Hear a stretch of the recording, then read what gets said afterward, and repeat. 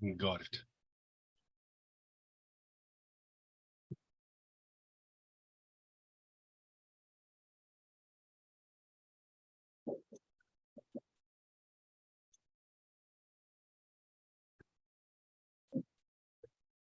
Hola, Luisa. ¿Cómo estás, Aurelio? Antonio, ¿qué tal? ¿Cómo me ves? Sí. ¿Comenzamos? Muy bien. Buenos días, Fabiola. Bueno. ¿Qué tal? Buenos días a todos. Iniciamos esta segunda mesa. Sí. ¿Qué tal? Buenos días. Buenos días a todos. Iniciamos esta segunda mesa.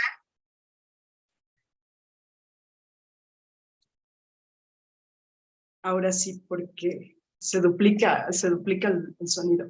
Bueno, ahora sí. A lo mejor porque algunos... Buenos días a todos los que nos siguen en esta segunda mesa, que es realmente internacional. Tenemos el gusto de presentar, vamos a cambiar, ya les comentará nuestro moderador, las presencias de Jennifer Ward, Antonio Esquerro, Houman Behzadi y el doctor Aurelio Tello. Adelante, por favor.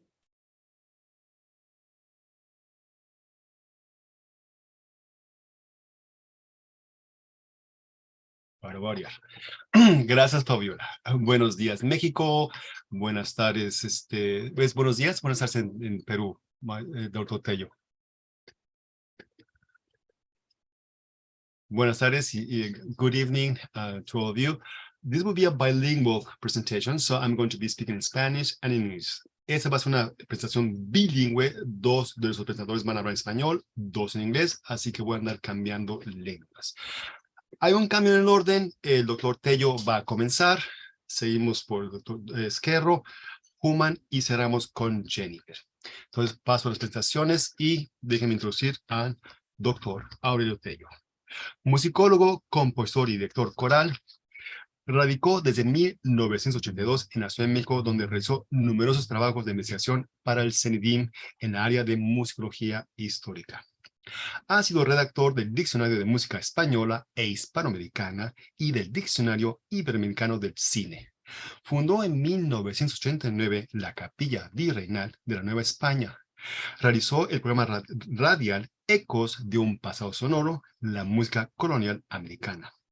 Ha participado en congresos, cursos y conferencias en América, México, América Latina, Estados Unidos y, por supuesto, Europa. Y ha obtenido muchos reconocimientos y distinciones por su gran labor en la musicología. Es profesor en la especialidad de música de la PUCP y editor de publicaciones del Instituto de Investigación de la Universidad Nacional de México. Doctor Tello, usted tiene la palabra. Micrófono, por favor. Bueno, muchas gracias por esta invitación a participar en este coloquio sobre acervos y archivos. Recientemente se ha publicado la versión en forma de libro del catálogo de la Colección Sánchez Garza, que es un estudio documental y catalográfico sobre este importante acervo poblano, que le pertenece al Instituto de Bellas Artes. Entonces, quiero compartir una presentación y hablar por qué decidimos hacer este proyecto como un trabajo de investigación musicológica, ¿no?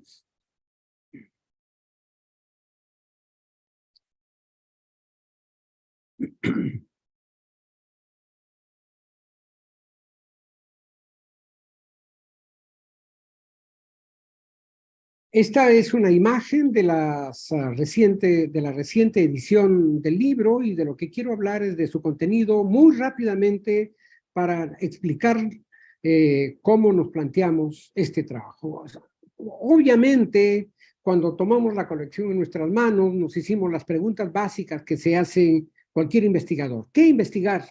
Un acervo de música colonial, conventual, poblano, novohispano, ¿no? Del cual había que obtener la mayor cantidad de información posible. ¿Qué queríamos saber? Queríamos saber en qué consistía esta colección, quiénes eran los intérpretes, quiénes eran los compositores, si los había, qué géneros estaban incluidos en este acervo, qué situación en el tiempo se daba entre el manuscrito más antiguo y el manuscrito más reciente, etc. ¿Por qué hacer una investigación de este tipo? Porque creo que teniendo una colección como esta, como parte de los acervos que resguarda el Instituto Nacional de Bellas Artes, y habiendo pasado 4 décadas sin que se hubiera hecho ningún trabajo profundo, decidimos abordar su estudio de una manera holística. Entonces nos planteamos las estrategias. ¿Cómo investigar una colección de este tipo? Obviamente tuvimos que seguir una serie de pasos y procesos que nos fueron llevando a la generación de conocimiento, el más global que se pudo tener sobre esta colección. ¿Para quién hacer esta investigación?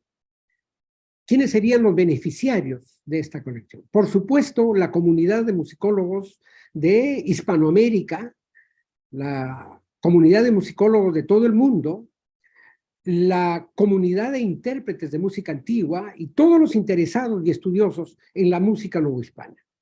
Algunas premisas básicas. Partimos de la idea de que catalogar un acervo de música es más que un trabajo documental. Es decir, que no consiste en hacer solamente un fichero de obras, sino estudiar la colección en sus diferentes aspectos. ¿Por qué? Porque lo que queríamos era generar un conocimiento que no teníamos al empezar la investigación. Ese es el propósito de una investigación. Aportarle a lo que ya sabemos de música algo nuevo, algo novedoso, algo que enriquezca y cambie la visión que teníamos de la música en la Nueva España. No habían sido suficientemente estudiados los conventos de monjas y esta era una oportunidad de acercarse a un acervo emblemático. Y por lo mismo, entonces nos propusimos, junto a la catalogación, es decir, a la elaboración del fichero catalográfico, entregar la información más completa sobre la colección Sánchez Garza, así denominada por su antiguo propietario, el coronel Jesús Sánchez Garza. Sabíamos de antemano que este era el fondo de música que procedía del convento de la Santísima Trinidad de Puebla. En el transcurso de la investigación, logramos averiguar que habían manuscritos que se remontaban al siglo XVI, un manuscrito de Hernando Franco, por ejemplo, y algunos ya tardíos del siglo XIX, como el de Ignacio Villegas, que fue músico de la Catedral de Puebla. Comprendía 2 grandes rubros, música vocal y música instrumental. Muy poca música instrumental, pero en la música vocal había básicamente música religiosa, pero también profana. Encontramos misas, salmos, himnos, antífonas, letanías, motetes, tonos humanos, tonos a lo divino y en una gran medida villancicos, que fue el género más importante, digamos, del barroco hispanoamericano. Y en la música instrumental, un cuaderno con 11 piezas para órgano del maestro de la corte española, José de Torres y Martínez Bravo. El primer paso fue hacer un inventario. ¿Por qué? La colección había sido enviada a restaurarse y cuando regresó al centro estaba en un absoluto desorden. Las piezas vocales habían sido separadas de las partes instrumentales, de los acompañamientos, por ejemplo, de los guiones o partes de arpa o bajos continuos, ¿no? Y incluso un mismo expediente había quedado absolutamente en desorden. El inventario arrojó 398 obras individuales reunidas en 306 expedientes, de las cuales 302 tienen música y 4 quedan solamente como textos para los cuales no existe música. 124 de estas piezas son de autor anónimo, es decir, no identificados los autores hasta el momento. Es probable que en algún caso pueda encontrarse quiénes fueron los compositores, y sí, 174 de compositores identificados. Estas piezas son polifónicas. También se encontraron 89 de canto llano, algunas de ellas pertenecientes a Ignacio Villegas, y 11 piezas para órgano que son las de José de Torres. Con este inventario procedimos a la elaboración de el cotejo de esta colección con otros catálogos. Para esto recurrimos al estudio sistemático de las 4 publicaciones que se refieren a esta colección. Por supuesto, la que nosotros estábamos haciendo, y cuando digo nosotros, me refiero al equipo de trabajo que se congregó para elaborar este proyecto de investigación. Conmigo estaban Nelson Hurtado, Omar Morales Abril y Bárbara Pérez Ruiz, que se integraron como investigadores al CENIDIM y formamos el equipo de trabajo. Nosotros cotejamos nuestro proyecto con los materiales inventariados por Carmen Sordo Sodi, que fue quien ejerció la dirección del CENIDIM cuando se compró esta colección por el Estado mexicano. También confrontamos esto con el listado de obras que entrega Robert Stevenson en Renaissance Baroque Musical Sources in the Americas, que es emblemático libro de acervos, y con el catálogo de las catedrales de los archivos de México y Puebla y colecciones menores, dice, que publicó Thomas Stanford en el año 2002, y donde viene un fichero dedicado a la colección Sánchez Garza. Con esta información a la mano, entonces procedimos a establecer una tabla de concordancias.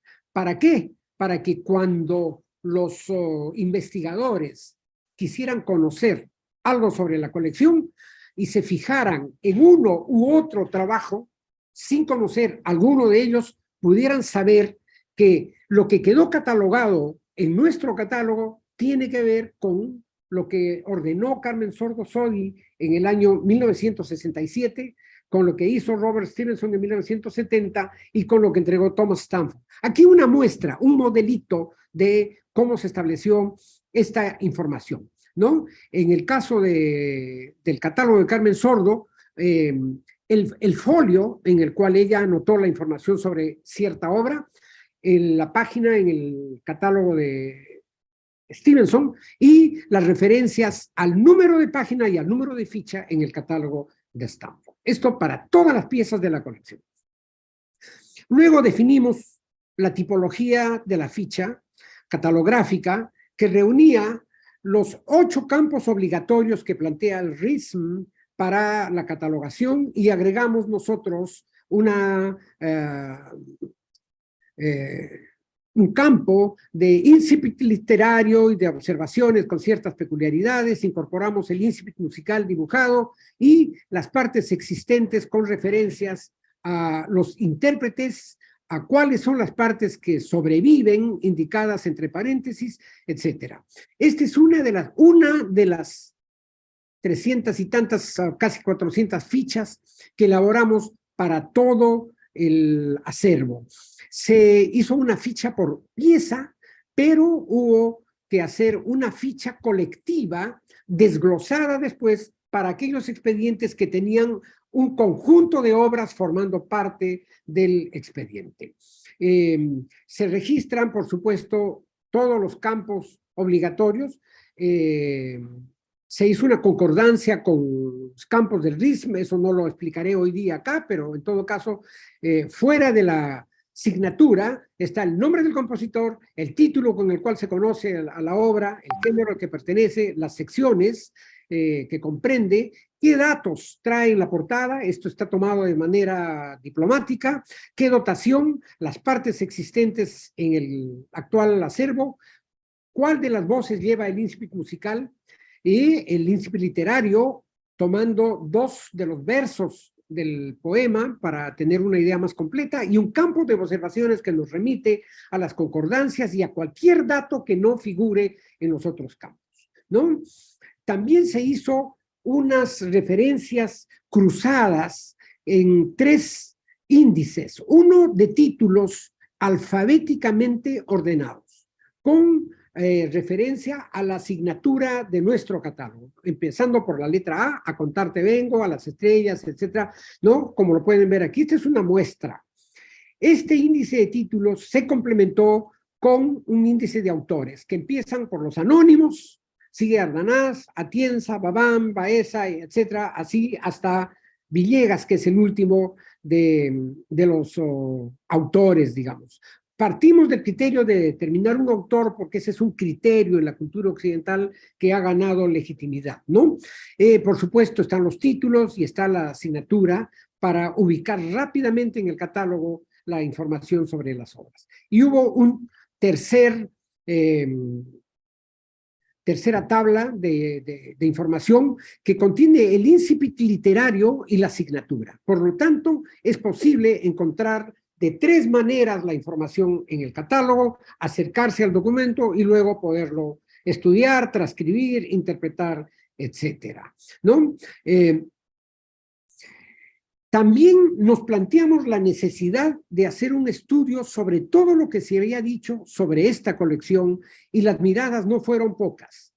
Cerca de 30 trabajos fueron confrontados y contrastados en el tiempo, empezando por el primer catálogo que se realizó acerca de esta colección, que fue el que se hizo cuando María del Carmen Sordo Sodi dirigía el Departamento de Investigaciones del Instituto Nacional de Bellas Artes en 1967. Siguieron estos trabajos, cambiamos un poquito el orden de las referencias bibliográficas para privilegiar el año porque eso nos da un seguimiento en el tiempo. 1967, 69, 70, 74 son los años en que aparecieron los primeros trabajos que informaban sobre esta colección. El de Lincoln Space Thomas Stanford, el de Robert Stevenson, que ya he mencionado, y el otro trabajo de Stevenson que se llama Christmas Music from Baroque Mexico, que fue básicamente un trabajo hecho sobre materiales de esta colección. Muy difundido porque de allí salieron muchas interpretaciones en conciertos y grabaciones en discos. Seguimos con el artículo que dedicó Stevenson a la música de la Catedral de Puebla, del convento de Puebla, que es en la edición duplicada del mismo trabajo que está en Christmas Music from Baroque Mexico y que contiene los mismos materiales que el trabajo de Felipe Ramírez de 1981. En el gran libro Latin American Colonial Music Anthology de 1975 también se incluyeron 11 piezas de esta colección y en 1984 hubo un apartado para hablar de los autores y de algunas de las obras en el artículo dedicado a los maestros de capilla y organistas del doctor Stevenson publicado en Inter-American Music Review. El Stevenson fue uno de los más insistentes en estudiar esta colección. Él publicó un trabajo sobre Miguel Tadeo de Ochoa, que es uno de los maestros de capilla de Puebla representados en esta colección.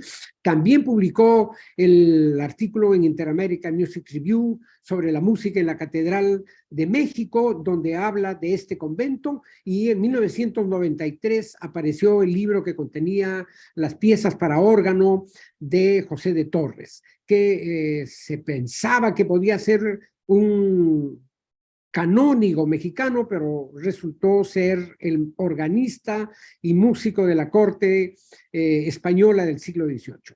Sobre eso abundó Rubén Valenzuela en su trabajo sobre el libro para órgano de José de Torres, publicado en Heterofonía en 1999, y ya bordeando el nuevo siglo, en el Diccionario de la Música Española e Hispanoamericana, Javier Marín López volcó parte de la investigación que había realizado en los acervos mexicanos para ocuparse del convento de la Santísima Trinidad, y en esa línea, ese mismo año apareció el catálogo de los archivos musicales de México y Puebla y colecciones menores, dice, una de las cuales es esta colección de la autoría de Thomas Stanford. También ese año yo presenté una ponencia en el Congreso de Musicología del Festival de la Música Internacional Renacentista y Barroca Americana, Misiones de Chiquitos, donde hablé de cómo estaba conformada la capilla musical del convento, puesto que los nombres de las monjas aparecen en muchísimos papeles, y esto nos sirvió para elaborar todo un capítulo del libro. De eso mismo me ocupé en la revista Conservatorio, donde publiqué las capillas musicales conformadas por monjas. También eso me sirvió para abordar las prácticas musicales, es decir, cómo se resolvía en un convento de monjas un conjunto de partituras polifónicas que estaban escritas para dotaciones mixtas de sopranos, altos, tenores, bajos, violines y bajo continuo, ¿no? ¿Cómo lo resolvían las monjas en su convento? Eso fue el tema de este artículo que publiqué, que presenté como ponencia de congreso el año 2004 en Bolivia. También recogimos una publicación de la revista Boulevard que hizo el historiador poblano Efraín Castro con Gustavo Mauleón acerca del colegio de infantes, algunos de los maestros de ese colegio más bien están representados en esta colección. También la música de tecla, o sea, el libro de Torres, fue considerado en el trabajo de Raúl Capistrán García, que aborda las formas, los géneros, los estilos y prácticas de ejecución. Otros trabajos fueron de músicos ruiseñores, que aparentemente era producto del trabajo de una monja, pero resultó ser un dato fallido, y a esto se agregó el artículo de Josefina Muriel y Luis Díaz sobre las instituciones femeninas, donde se le da un gran apartado a la colección de monjas, ¿no?, del convento de Puebla, a la colección de música de monjas.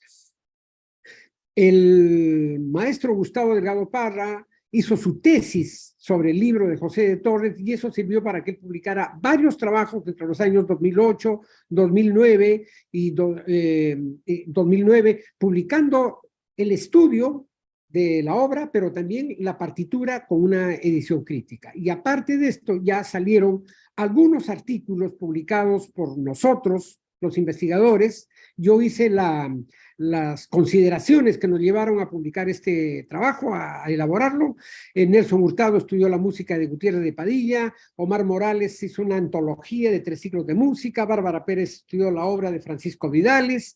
Encontramos un documento muy importante que publicamos acerca del convento de monjas que pide un organista para ayudar en la música.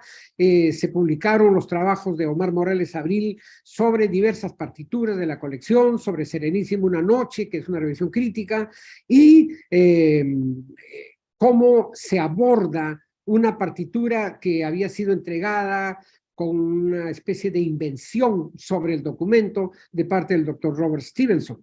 Y esto se complementó con los trabajos de Bárbara Pérez sobre García de Céspedes, la fonografía de la colección que iba a formar parte del capítulo, uno de los capítulos del catálogo, pero que acabó siendo un artículo independiente, y el trabajo de un villancico de Juan Gutiérrez de Padilla de parte de Nelson Hurtado.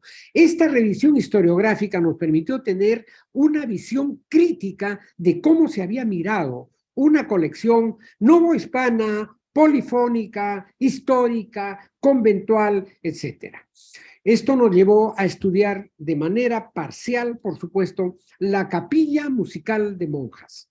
En muchos de los papeles están anotados los nombres de las intérpretes y en algún caso aparecen los nombres de monjas tachados y sustituidos por el de otras monjas. Entonces nos dedicamos a estudiar la historia del convento, encontramos algunos documentos relativos a esto, vimos las dedicatorias en los manuscritos que los maestros de capilla de México y de Puebla y algunos maestros que no eran maestros de capilla, pero sí compositores de la Catedral de Puebla, escribieron dedicándolas a las monjas de este convento. Eso nos dio un panorama más o menos claro de qué relación había entre las catedrales y el mundo conventual. Por lo mismo pudimos establecer un listado de monjas del siglo XVII, del siglo XVIII, y cómo se formaron las capillas musicales de esos siglos, entre más o menos mediados del siglo XVII y mediados del siglo XVIII. En muchos de los papeles aparecen los nombres de las maestras de capilla, y esto fue un dato interesante, porque si bien es cierto que la tradición en los conventos españoles establecía que hubieran capillas de música, en algunos de los casos estas capillas eran dirigidas por hombres, es decir, por músicos masculinos que venían del mundo catedralicio. Pero en Puebla, en este convento de la Santísima Trinidad, parece que esa práctica no se dio así, sino que ellas mismas elegían su maestra de capilla y éstas se ocupaban de dirigir la música y de montar las obras, y no sabemos, pero probablemente de componer las obras. También decidimos estudiar a los compositores. ¿Por qué? Porque por estos años, cuando empezamos nosotros el proyecto del año 2003, había comenzado ese gran proyecto que se llamó el Diccionario de la Música Española e Hispanoamericana, que reunió la información sobre el mundo hispánico y sobre todos los territorios que en América habían formado parte del Imperio Español. En este magno trabajo no aparecían las fichas de muchos de los compositores incluidos en la colección Sánchez Garza. Incluso de algunos compositores peninsulares que tampoco tuvieron su entrada correspondiente. Entonces decidimos escribir las biografías de los compositores de esta colección, averiguando la información en todos los acervos documentales que fueran posibles. Ahora hablaré un poquito de eso. Pero encontramos que habían 67 compositores identificados de diversa procedencia, unos europeos, otros novohispanos, algunos europeos, hispanos, españoles, activos en la Nueva España, el caso de Gutiérrez de Padilla, el caso de Jimeno, el caso de Atienza, bueno, y otros cuya música solo se compuso en Europa y se ejecutó en América, pero no vinieron esos maestros a vivir en América. Entonces, también escribimos las biografías de ellos y de los que ya existían, tomamos los datos que estaban en el diccionario de la música española e hispanoamericana por constituir este diccionario la más reciente información de autoridad que había en ese momento. Y por supuesto quedó una cantidad, más de un centenar de obras de autores no identificados que seguramente al paso del tiempo iremos encontrando. Tampoco hubo información sobre algunos que teniendo nombre o teniendo apellido no habíamos encontrado información en ningún diccionario, documento, catálogo, etc. Entonces, ¿cuáles fueron los elementos que nos ayudaron a organizar las biografías? Fueron la consulta en los archivos eclesiásticos, principalmente de México, Puebla y Oaxaca. Una amplísima bibliografía que trascendió a México y abarcó a toda América Latina y a España y a Portugal. Trabajos historiográficos, diccionarios, catálogos y cuanta información documental fuera posible. También la hemerografía. Consultamos muchas revistas porque los artículos tenían información que no estaban en algunos libros, notas de discos que hoy ya al paso se han vuelto referencias importantes porque algunas de las notas de discos traen información que no está en los libros de historia, no está en los diccionarios, no está en los catálogos y que fueron naciendo al paso que se iban haciendo las grabaciones. Y por supuesto, las reseñas sobre trabajos publicados, sobre autores, sobre libros, etcétera, que nos daban alguna información de los compositores. Todo esto sirvió para conformar un apéndice documental que acompaña a cada una de las biografías de los compositores representados en la colección Sánchez Garza, que sirviera de utilidad a futuras investigaciones.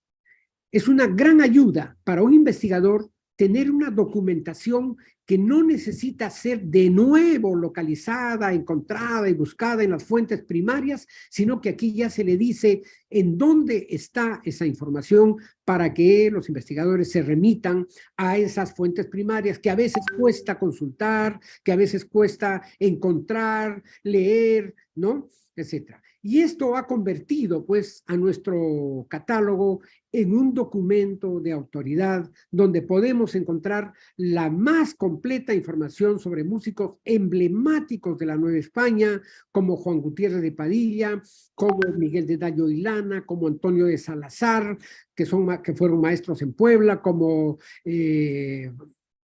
Fabián Jimeno, como Agurto y Loaiza, y compositores poblanos como Baeza, como Villegas, como García de Céspedes, como, en fin, no quiero ser tan preciso ya en ese tipo de cosas, porque para eso está ahora la versión publicada que acaba de lanzar este año el CENIDIM.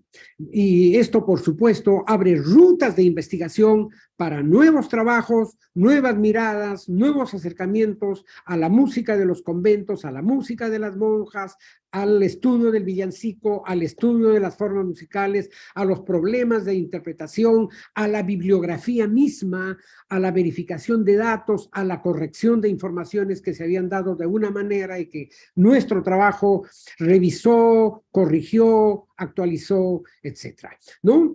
En ese sentido, el catálogo de la colección Sánchez Garza ha sido, creo que, uno de los aportes más importantes que ha dado el CENIDIM a la investigación sobre las fuentes manuscritas y editadas que existen del periodo colonial.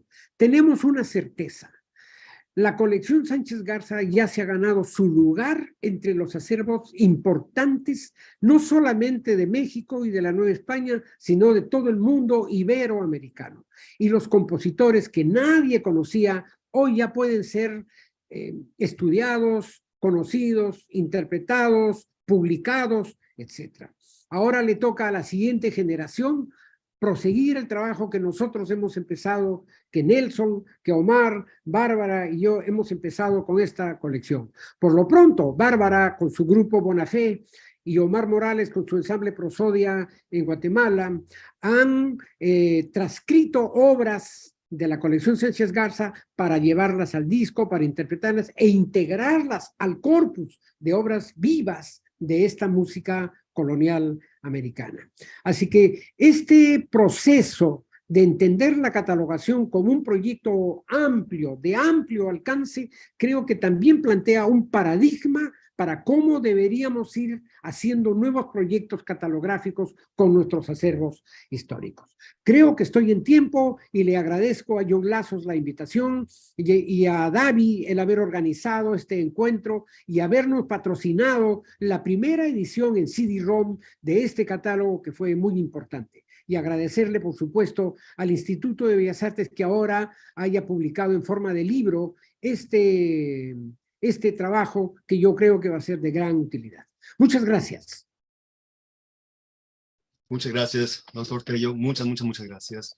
Una labor titánica. Y yo recuerdo ir al CENIDIM hace varios años y verlos a usted con su equipo trabajando con esa colección y bueno, ya los frutos ha dado.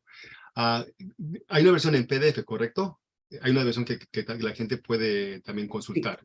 Sí, hay una versión en PDF que está colocada en diversos sitios web, ¿no? Entre ellos en academia.edu, script, pero creo que estaba en la página de Adabi también. Creo que sí, y de alguna manera yo la bajé por ahí. Tener 124 autores, 174 identificados de casi 400 son bastantes. Sí. Me sorprende la cantidad de nombres, porque normalmente en un archivo la gran mayoría no tienen autoría. Sí.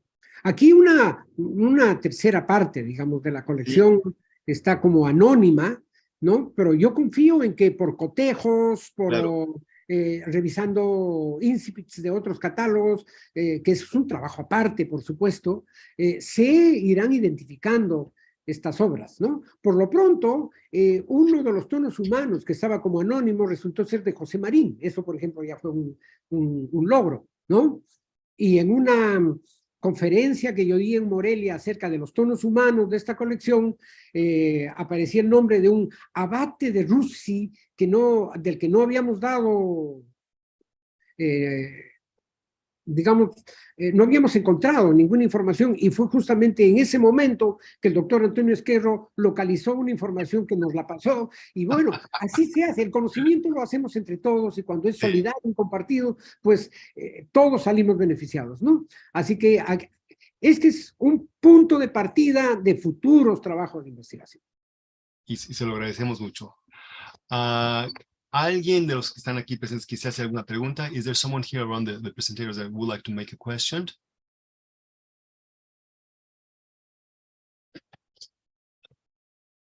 Fabiola, ¿tenemos por ahí alguna Por pregunta? Bueno, Doctor Tello, ¿usted se va a quedar con nosotros un rato más o va a tener que partir en unos minutos? yo voy en unos minutos a tener que retirarme porque Bueno. estoy preparando un concierto y ya dentro de un rato comienza el ensayo y tengo que ir a preparar el salón y recibir a los cantantes para ensayar. Yo dirijo el coro de madrigalistas de la Universidad Católica del Perú ahora y vamos a dar un concierto grande en el Gran Teatro Nacional. Bueno, nos vamos a vestir de gala para fin de mes, entonces es una responsabilidad muy grande y por eso incluso pedí con tu anuencia ser yo quien iniciara la sesión de presentaciones hoy día, ¿no? Pero les deseo a mis colegas, a Jennifer, a Houman, al doctor Esquerro, pues todo el éxito en esta participación. Muchas gracias, muchas gracias. Paso a presentar al siguiente presentador. Gracias, doctor Tello. Gracias. Continuamos con el doctor Antonio Esquerro. Doctor en Historia de Arte, Musicología, por la Universidad Autónoma de Barcelona, 1997, con un estudio sobre la música barroca en España. Ha dirigido nada más y nada menos que 27 tesis doctorales en musicología en diversas universidades europeas y americanas. Investigador científico en el Departamento de Ciencias Históricas y Musicología, el antiguo Instituto Español de Musicología que fundara Monseñor Higinio Anglés, del Consejo Superior de Investigaciones Científicas en Barcelona, del que fue su director en 2000 a 2014. Es presidente de RISM, España, Repertorio Internacional de Fuentes Musicales, desde 1999. Ha dirigido la colección editorial Monumentos de la Música Española y ha sido director de la revista científica Anuario Musical, decana de la disciplina en España. El doctor Esquerro se interesa por las relaciones musicales entre España y Latinoamérica, nada más y nada menos. Paso a compartir pantalla, denme un minuto. ¿Ve mi pantalla? ¿Ve mi pantalla? ¿Se ve? Bien. Sí, sí. Apago el micrófono. Correcto. Doctor Esquerro, tiene la palabra. Muy bien, muchísimas gracias. No quería comenzar sin antes no agradecer a la organización de este simposio, ¿no? A Adabi, a la maestra Fabiola y muy particularmente a mi buen y querido amigo, el doctor John Lazos, por su amable invitación. Quería aprovechar también para felicitar a mi excelente colega, el doctor Aurelio Tello, por el trabajo que nos ha presentado, que es el fruto de muchos años de trabajo y que, como bien ha dicho, es ya una referencia a nivel internacional en el ámbito particularmente de la música barroca y que ahora está ya en condiciones de que se pueda llevar a la práctica, que es el fin último de la musicología. Bien, yo he preparado para hoy un montón de imágenes, he hecho como una especie de historia por la catalogación en España, los problemas que hemos tenido, en fin, cómo está un poco el panorama en la actualidad, para un poco mover a la reflexión seguramente ya cuando terminemos. De manera que iremos hablando y hasta donde lleguemos, si son tan amables, iremos comentando. Bien, pasamos a la siguiente diapositiva. Bien, la siguiente, por favor. La siguiente, había preparado unos audios que no voy a poner. Obviamente les hablarán del RIS personas aquí bien autorizadas. Tenemos a Jennifer Wolf, que lo hará fantásticamente bien. Simplemente quería recordar que de la unión de la Sociedad Internacional de Musicología y de la Asociación Internacional de Bibliotecas de Música, Archivos y Centros de Documentación Musical, en el año 1952, cuando ha pasado ya un lapso razonable del final de la Segunda Guerra Mundial, se decide crear un RISM, un repertorio internacional de fuentes musicales que va a dedicarse a hacer la catalogación y el estudio crítico de las fuentes musicales conservadas en todo el mundo. Bien, pasamos a la siguiente, por favor. Obviamente, tanto la Sociedad Internacional de Musicología como la Asociación Internacional de Bibliotecas de Música, como ustedes bien conocen, tienen sus órganos de difusión, aparte de los congresos que celebran con cierta periodicidad, como son estas revistas que ustedes tienen aquí. Pasamos a la siguiente y podemos ver más o menos un organigrama, que ya tiene unos cuantos años, del funcionamiento del RIS en distintos países, etc. Como estos materiales van a quedar a su disposición, creo que lo podrán ver con con cierta tranquilidad y que podemos ir avanzando. Seguimos. La siguiente, por favor. Bien. Y al hablar de la catalogación en España, me parece que es obligado hablar de una persona como fue el padre don José López Calo, jesuita gallego, que fue, digamos, la persona que protagonizó la catalogación en la segunda mitad del siglo XX de los archivos musicales españoles, porque dispuso de unas becas, en principio, de la Fundación Juan Marc, que le permitieron viajar y permanecer en distintos archivos, particularmente de la mitad norte del país. Bien, en los años 80 se hicieron estas jornadas metodológicas de catalogación, en las que tuve el gusto de estar, en las que apareció, digamos, la primera semblanza sobre cuál fue la historia de la catalogación musical en España, hecha por el padre Calo. En fin, después había unas jornadas en Coria del Río, etcétera, etcétera. Pasamos a la siguiente.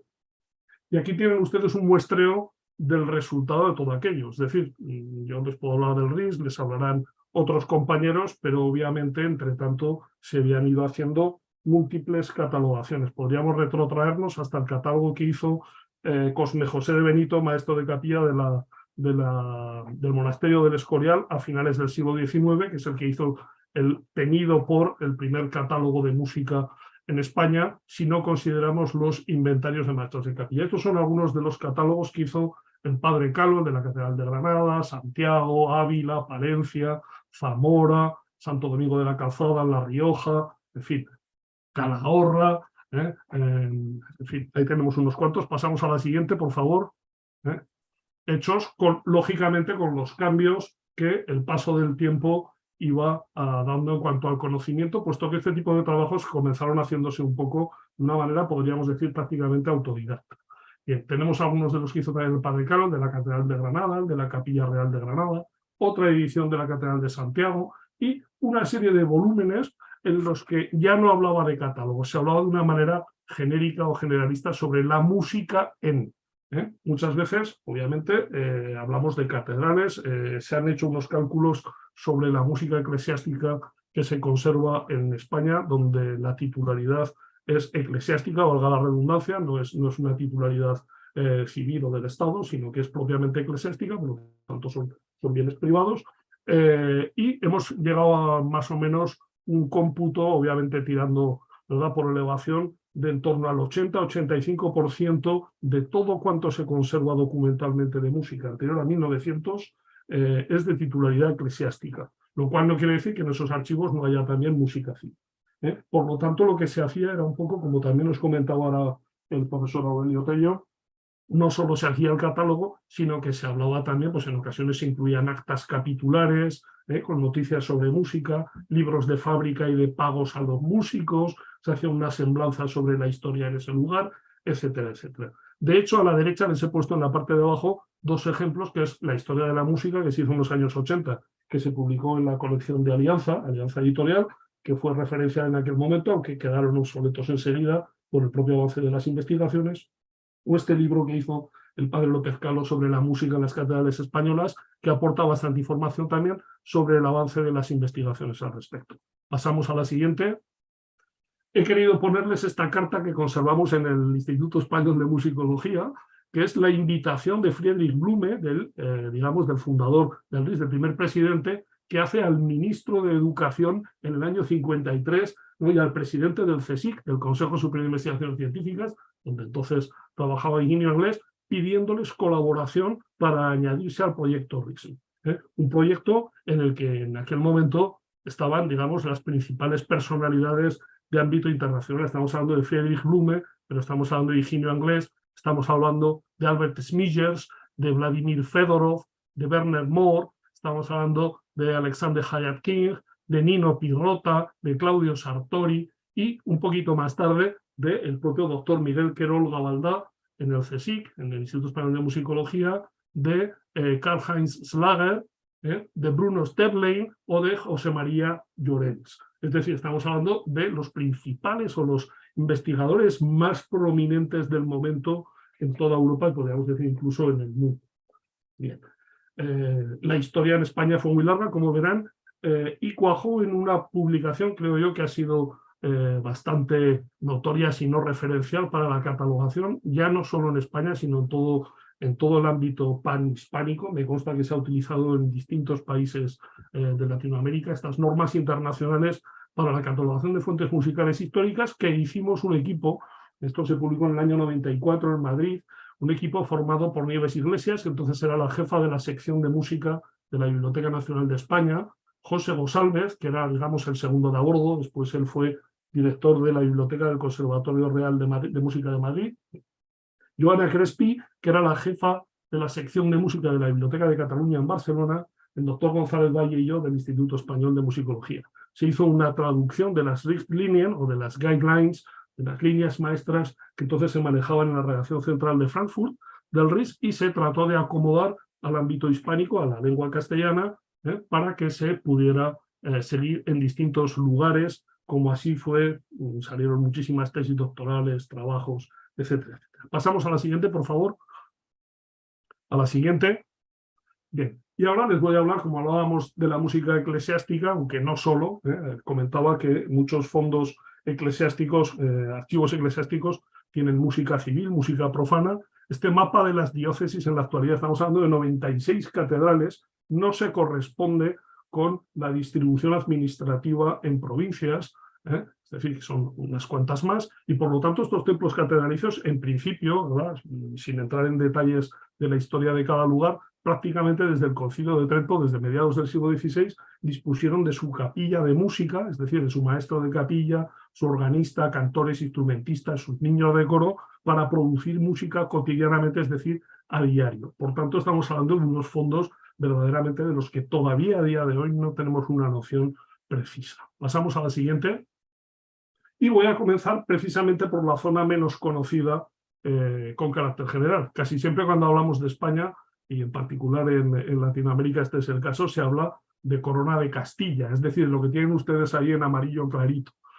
Pero no se habla tanto de la antigua Corona de Aragón, formada por Aragón, Cataluña, Valencia y el Reino de Mallorca, que históricamente estuvieron más volcados, podríamos decir, hacia el ámbito mediterráneo y europeo. Porque a Mallorca o Nápoles y Sicilia durante largos periodos históricos, etc.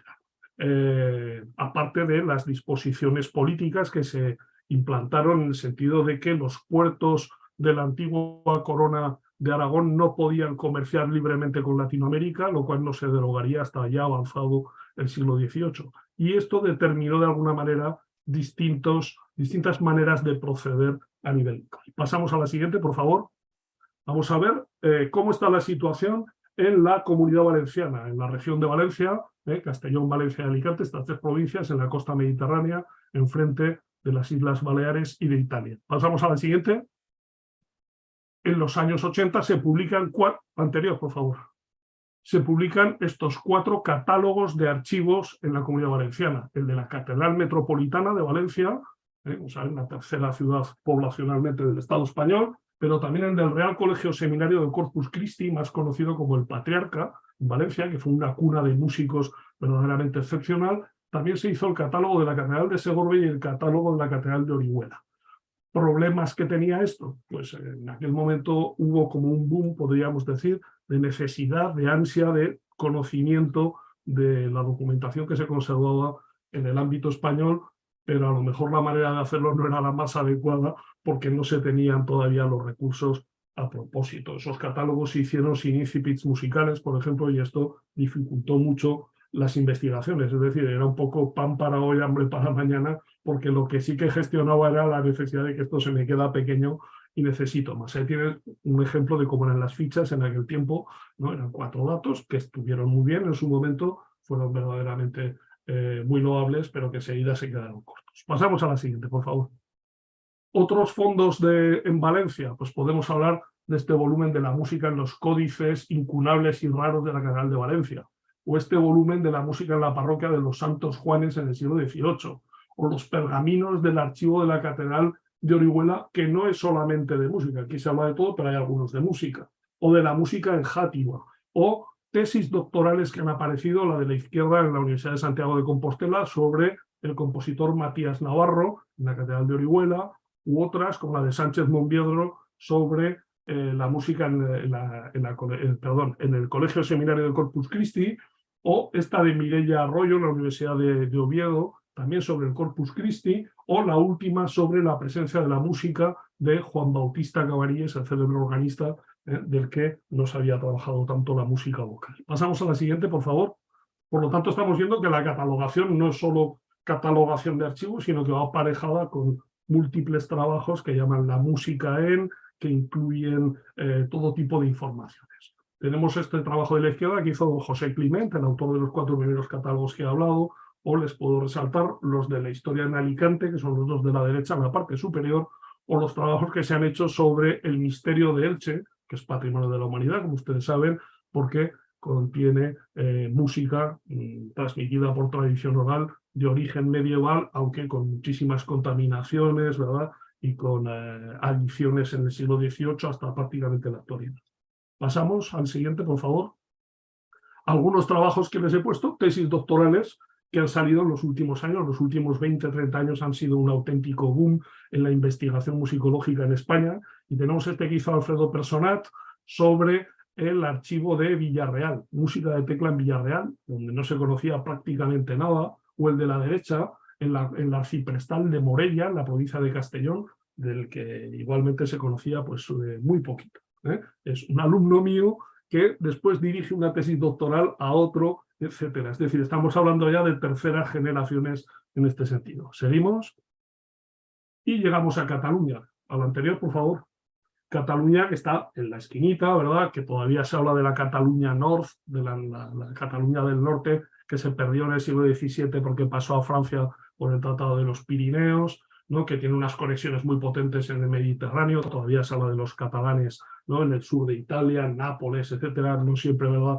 Con un aspecto positivo, etcétera, etcétera, pero que debido a la guerra que se mantuvo en el siglo XVII, implosionó, podríamos decir, y no tuvo una salida al exterior particularmente notoria, como sí que la tendría en el siglo XVIII y sobre todo cuando se abre la relación con Latinoamérica. Pasamos al siguiente, por favor. Y hay que, obviamente, mencionar al padre de la musicología hispánica, panhispánica, llámenle como quieran, que es Felipe Pedrell, maestro de maestros como Manuel de Falla, Isaac Albéniz, Enrique Granados, el propio Higinio Anglés en musicología, Robert Gerard en composición contemporánea, que fue el director, como saben, en el año 36 del Congreso Internacional de Música Contemporánea, donde se estrenaron, por ejemplo, pues el concierto para violín de Alban Berg.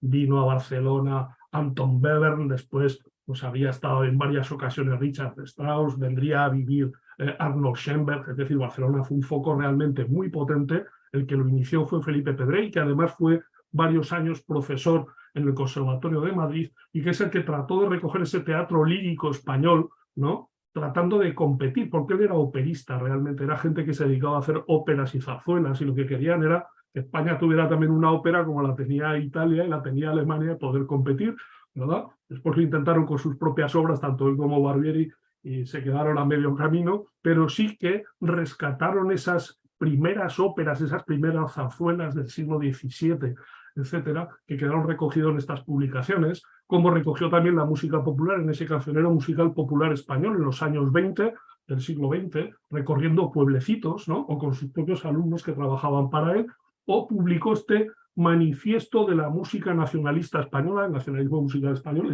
Por nuestra música, donde defiende esta idea, ¿verdad?, de la ópera, la zarzuela, etcétera, etcétera, con raíces, ¿verdad?, bastante antiguas. Pasamos al siguiente, por favor, pero si por algo hay que recordar a Pedrell es por su publicación de la ópera omnia, las obras completas de Tomás Luis de Victoria, que le han llamado, como ustedes saben, el Velázquez español de la música, ¿no?, que lo publica nada menos que en Leipzig, en la editorial Breitkopf und Härtel, en varios volúmenes, una edición fantástica. Yo todavía me formé con los infanticos, con los niños infantes de Coro de Zaragoza. Recuerdo haber cantado el oficio de Semana Santa con estas ediciones, ¿verdad?, con claves de do todavía, con valores, figuraciones sin reducir, con longas, máximas, etcétera. Y era una auténtica edición, era un auténtico lujo que todavía a día de hoy, como digo, se sigue utilizando. Pasamos a la siguiente, es decir, esa idea de recuperar la historia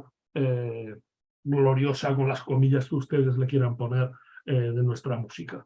Realmente Pedrell lo que publica es este primer catàleg de la Biblioteca Musical de la Diputació de Barcelona, es decir, el catálogo de la biblioteca que había formado un zarzuelista que era Joan Carreras Daras, que cuando muere, era un coleccionista, lo cede todo a la Diputación de Barcelona, claro, y queda aquello en los sótanos y no tienen quien catalogue aquello y le encargan en breve tiempo que lo haga Pedrell, que era ya bastante mayor, y en breve tiempo publicará este catálogo en dos volúmenes, le dieron un premio por la edición, y que en cierto modo generaría la sección de música de la Biblioteca de Cataluña, la segunda biblioteca en importancia en todo el Estado español, después de la Biblioteca Nacional de España en Madrid, que tiene unos fondos de música verdaderamente incomparables. De música barroca seguramente o posiblemente, y podríamos discutir, ¿verdad?, más potentes incluso que la Biblioteca Nacional de España, entre otras cosas porque se encarga estos trabajos a Higinio Anglés, que es el alumno aventajado de Felipe Pedrell.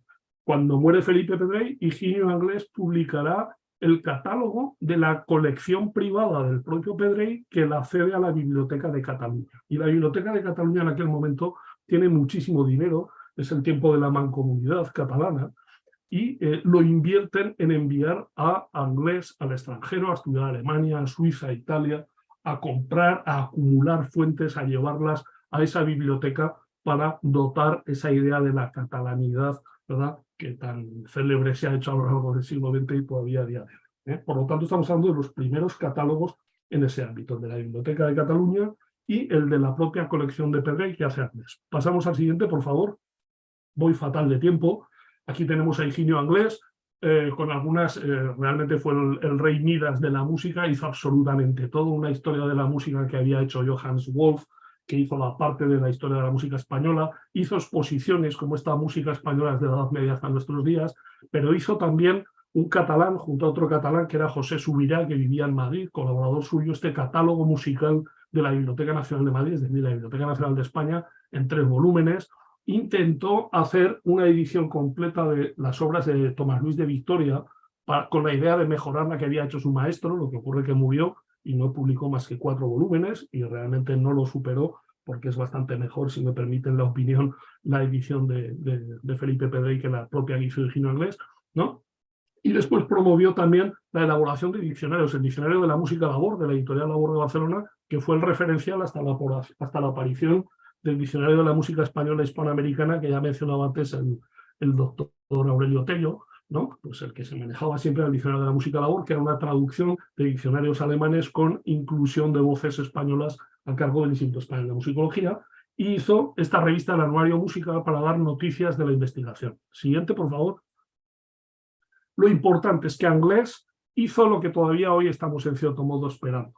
Hizo una previsión de las prioridades de la musicología hispánica, en este caso obviamente español, del Estado español. En el año 43 todavía no ha terminado la Segunda Guerra Mundial, no se han formado los primeros departamentos de musicología histórica en Estados Unidos, por ejemplo, que fueron nutridos con investigadores que salieron huyendo de la Segunda Guerra Mundial en Europa, ¿no? En el año 43 ya se está promoviendo esto en España y propone crear unos monumentos de la música española, ediciones señeras, catálogos de música antigua, monografías y una revista donde dar noticia de todos los avances, que es el Anuario Musical. Siguiente, por favor. Ahí tenemos algunas de las cosas que dice que hay que hacer. ¿Cuáles son las funciones? Pues hacer catálogos, inventariar música histórica y catálogos. La primera función, lo primero que había que hacer. En segundo lugar, publicar monumentos, la música principal, ¿verdad?, del ámbito español. En tercer lugar, publicar monografías, es decir, estudios, ¿no? Y hacer colecciones de fotografías y fotocopias, que es lo que funcionaba en la idea, en el momento. Y además, dedicar una sección al folclore español, a la música popular, e impartir cursos de musicología y conferencias, etcétera, etcétera. Es decir, estaba previendo cuáles eran las necesidades de nuestra música, que iba muy retrasada respecto a otros países en aquel momento. No solo eso, sino que además empieza a publicar algunos inventarios, no catálogos. En esto podríamos seguir lo que decía el padre. Claro, hay que diferenciar entre elenco, inventario y catálogo. Elenco sería un mero listado de obras. Un inventario es algo que intenta ser algo más. Muchas veces llamamos catálogos a cosas que no lo son, porque se quedan en meros inventarios. Y un catálogo ya es un trabajo, ¿verdad?, raisonné, como dicen los franceses, en el que se comporta una pequeña parte, podríamos decir, de estudio crítico de fuentes. Le ahorramos al investigador de que tenga que buscar determinada información que nosotros le podemos aportar. Bien, como digo, aquí tenemos un resumen en el archivo musical de la Catedral de Valladolid, 1946. Es decir, son cosas realmente muy interesantes. Seguimos, por favor, siguiente. Y aquí he puesto una imagen simplemente para identificarlos visualmente. La labor del Instituto Español de Musicología fue fuera de serie, con Higinio Anglés, que muere en el año 69 y fue seguido por los tres personajes que tienen ustedes arriba, Mosén José María Llorens, que se jubiló en el año 88, don José Subirá, el jefe de la sección de musicología en Madrid, y a la derecha el doctor Miguel Querol, que fue el sucesor de Higinio Anglés. Y en la parte de abajo están mis maestros, colegas y amigos ya fallecidos, el doctor José Vicente González Valle, y a la derecha el doctor Josep Pavía, los dos canónigos prefectos de música, el de la izquierda de la Catedral Metropolitana de Zaragoza, el de la derecha de la Catedral de Barcelona. Seguimos.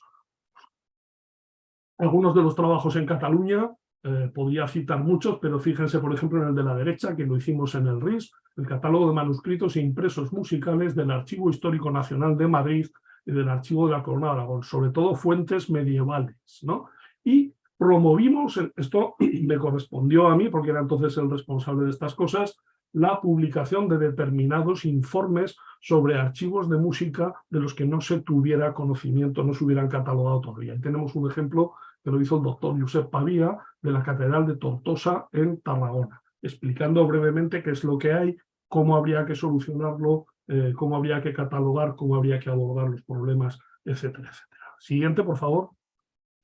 Aquí tenemos un ejemplo, esta es la biblioteca de la Universidad de Barcelona, donde recientemente, precisamente ahora, estamos trabajando en un proyecto potentísimo, porque ha aparecido, no es que haya aparecido, es que no se había reparado en ello, los fondos procedentes de la desamortización eclesiástica del siglo XIX en Barcelona. En el siglo XIX, con los gobiernos liberales, se promueven, igual que se ha hecho previamente en Francia, de verdad, después de Napoleón, etcétera, etcétera, se promueve una nacionalización, se cierran muchos conventos, otros quedan reducidos a la mínima expresión, y eso va a parar al final a lugares civiles. Aquí se reciben prácticamente las bibliotecas de la inmensa mayoría de monasterios y conventos que hoy en día ya no existen, que había hasta aquel momento, donde estamos encontrando música, pues les digo, para dar y regalar.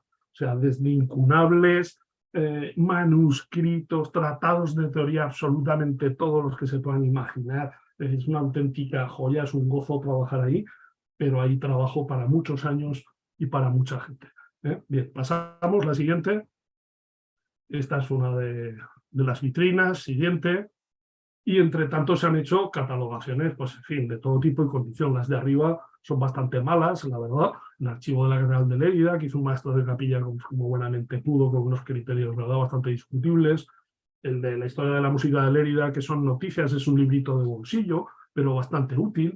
Después tenemos estos trabajos que se han hecho en Manresa. El de la derecha es una tesina que se hizo sobre Tortosa, el de arriba a la derecha y el de abajo a la izquierda son catalogaciones del aseo de Manresa. El siguiente es un catálogo de textos de villancicos impresos que se conservan en Montserrat, en la abadía de Montserrat. El de la derecha es un catálogo de órganos, que no he puesto más que este ejemplo porque hay muchos de ellos. Y el de la derecha tampoco es una catalogación, sino que es una historia de la música catalana, valenciana y balear, que es, digamos, la obra de referencia para estos territorios, Cataluña, Valencia y Mallorca, a día de hoy. Ahí es donde tenemos las noticias sobre prácticamente los compositores más importantes de la zona, etc. Siguiente. Algunas tesis doctorales que se han publicado, ¿verdad?, sobre el fondo Verdú, ¿no?, un trabajo que publicamos sobre la historia de los gozos y la catalogación de esa composición musical en ámbito pannacional, podríamos decir, o la música en la Catedral de la Seu d'Urgell, que es una tesis doctoral que se acaba de leer recientemente, etc. Siguiente, por favor. Esta es la colección de catálogos que ha hecho el IFMUC, que lo lleva el doctor Josep María Gregori de la Universidad Autónoma de Barcelona. Y ahí tienen catálogos de archivos de música de Cataluña. A la izquierda arriba el Sant Esperit de Terrassa, la Catedral de Terrassa, o tienen también pues Canet de Mar, San Pedro de Canet de Mar, tienen a la derecha, por ejemplo, la Catedral de... Perdón, bueno, arriba tienen Torroella de Montgrí, Santa María de Mataró, en fin, Olot, Castellón de Ampurias. Pasamos a la siguiente. La Catedral de Tarragona, que es un auténtico tocho, eso es grandísimo. Como saben, Tarragona fue primada de las Españas porque viene de la antigua Tarraco romana, paleocristiana, podríamos decir, ¿no? Y en fin, otros muchos catálogos de ámbito específicamente catalán. Seguimos y llegamos a Aragón, ¿no? Que es un territorio más del interior, bastante más pobre a día de hoy, pero que musicalmente fue potentísimo. Siguiente. Yo creo que en 5 o 10 minutos les dejo ya. Este es el archivo de música de las catedrales de Zaragoza. Posiblemente es el archivo catedralicio más importante de todo el ámbito panhispánico, cuando menos desde el punto de vista cuantitativo. Tenemos contabilizado también nuevamente por elevación como unas 14.000 composiciones desde el año 1473, que es la más antigua, hasta la actualidad prácticamente. Más de 200 cantorales pertenecientes a 2 catedrales que hay en la misma ciudad. En Zaragoza hay 2 catedrales que son la Metropolitana del Aseo y la Catedral de El Pilar, ¿verdad? Porque llegó a ser catedral porque la tradición decía que allí se le había aparecido la Virgen al apóstol Santiago cuando estaba predicando en España, etcétera, etcétera. Por lo tanto, ha habido 2 catedrales importantes. En una de ellas era donde tenían que jurar los fueros los reyes, es decir, tenían que acudir ahí, no eran reyes hasta que no eran sancionados de alguna manera en el presbiterio de la catedral y permitido por la nobleza de la zona, etcétera, etcétera. Bien, y por lo tanto esto desde prácticamente, como digo, desde 1473 se ha estado produciendo música a diario. Ahí tienen un estadio de cómo estaba antiguamente. Pasamos y arriba a la derecha las fichitas que se hacían, que son las mismas que se enviaban al RIS en los años 70. Y si se fijan, son muy parecidos los datos a los que aparecían en esos catálogos antes de Valencia. Sin incipit musical, 4 datos, que era lo que entonces se hacía. Pasamos a la siguiente, por favor. Y ahora una semblanza de cómo está el archivo a día de hoy. Fíjense, todas esas cajas están llenas de música. Algunas no se pueden ni abrir de lo apretada que está la música ahí. Los cantorales, fíjense la colección que hay. Siguiente, por favor. Siguiente. Ese armario está cerrado, está también lleno de ficheros. Siguiente. Y una pared entera que no sale. Siguiente. Bien, este es un ejemplo de cómo eran los inventarios de los maestros de capilla. Cuando el maestro de capilla moría y se nombraba uno nuevo, o se marchaba y venía otro, se le daba, ¿no? En Zaragoza al menos, se le daba un inventario de lo que tenía a su disposición para echar mano de ello. De manera que cuando moría o iban a otro sitio, esto se actualizaba. Cuando entraba uno nuevo, de manera que eran los primeros catálogos, pero eran catálogos de uso. Muchas veces están organizados por fiestas según el calendario litúrgico y cosas de este estilo. Este es uno de 1714, 1715, del maestro Luis Serra, un maestro catalán, que fue maestro de capilla en El Pilar. Pasamos al siguiente, y ahí tenemos un ejemplo de cómo era este inventario. Simplemente eran prácticamente elencos, obras de diferentes autores sin nombre y con él. Unas completas a 8, un lauda a 8 de Juan García, un Dixit Dominus a tal. Bien, muchas de estas obras, precisamente que se mencionan aquí, no se han conservado. Con lo cual, fíjense que no solo lo que se ha conservado, sino además lo que se ha perdido, lo que sabemos que existió y no ha llegado hasta nosotros. Siguiente.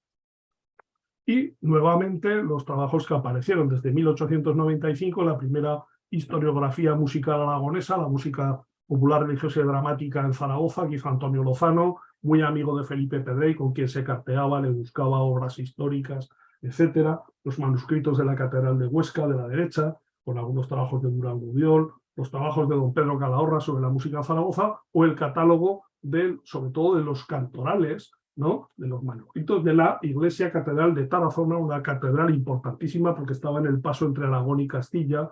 Tienen ustedes el célebre ayuntamiento con la fachada de la entrada de Carlos V en Bolonia, etcétera, etcétera. Siguiente, por favor. Catálogos que se han publicado, pues el de Albarracín, de la Catedral de Albarracín, el de la Catedral de Huesca. Siguiente. Y distintos trabajos de todo tipo y condición, ¿no? Pues sobre Alquézar, sobre Barbastro. El de la derecha es una tesis doctoral que hizo el archivero de la Catedral de Teruel. Los trabajos que se han hecho, por ejemplo, en cuanto a exposiciones, el espejo de nuestra historia o la música en los archivos de las catedrales de Aragón, o tesis doctorales como la de Sara Square en la Universidad Complutense de Madrid sobre la Catedral de Jaca. Siguiente, por favor. Y llegamos a Mallorca, ¿no? Las Islas Baleares con distintos centros. Siguiente, por favor. Trabajos muy antiguos de archiveros, ¿no? Memorias que hemos dado en el RIS sobre la Catedral de Mallorca o exposiciones de música donde aparecen datos hasta entonces no se conocían en absoluto. Siguiente, por favor. Muchos trabajos divulgativos como los que tienen arriba, o lo que es interesante es que se creó en los años 80 con el auge de las autonomías en España, de los gobiernos autónomos de las regiones. Se generaron algunos centros de documentación autonómicos como este de Baleares, donde se recopila pues, toda la información sobre música. Los de la derecha son trabajos universitarios, una tesina y una tesis doctoral sobre la música en la Catedral de Mallorca. Seguimos.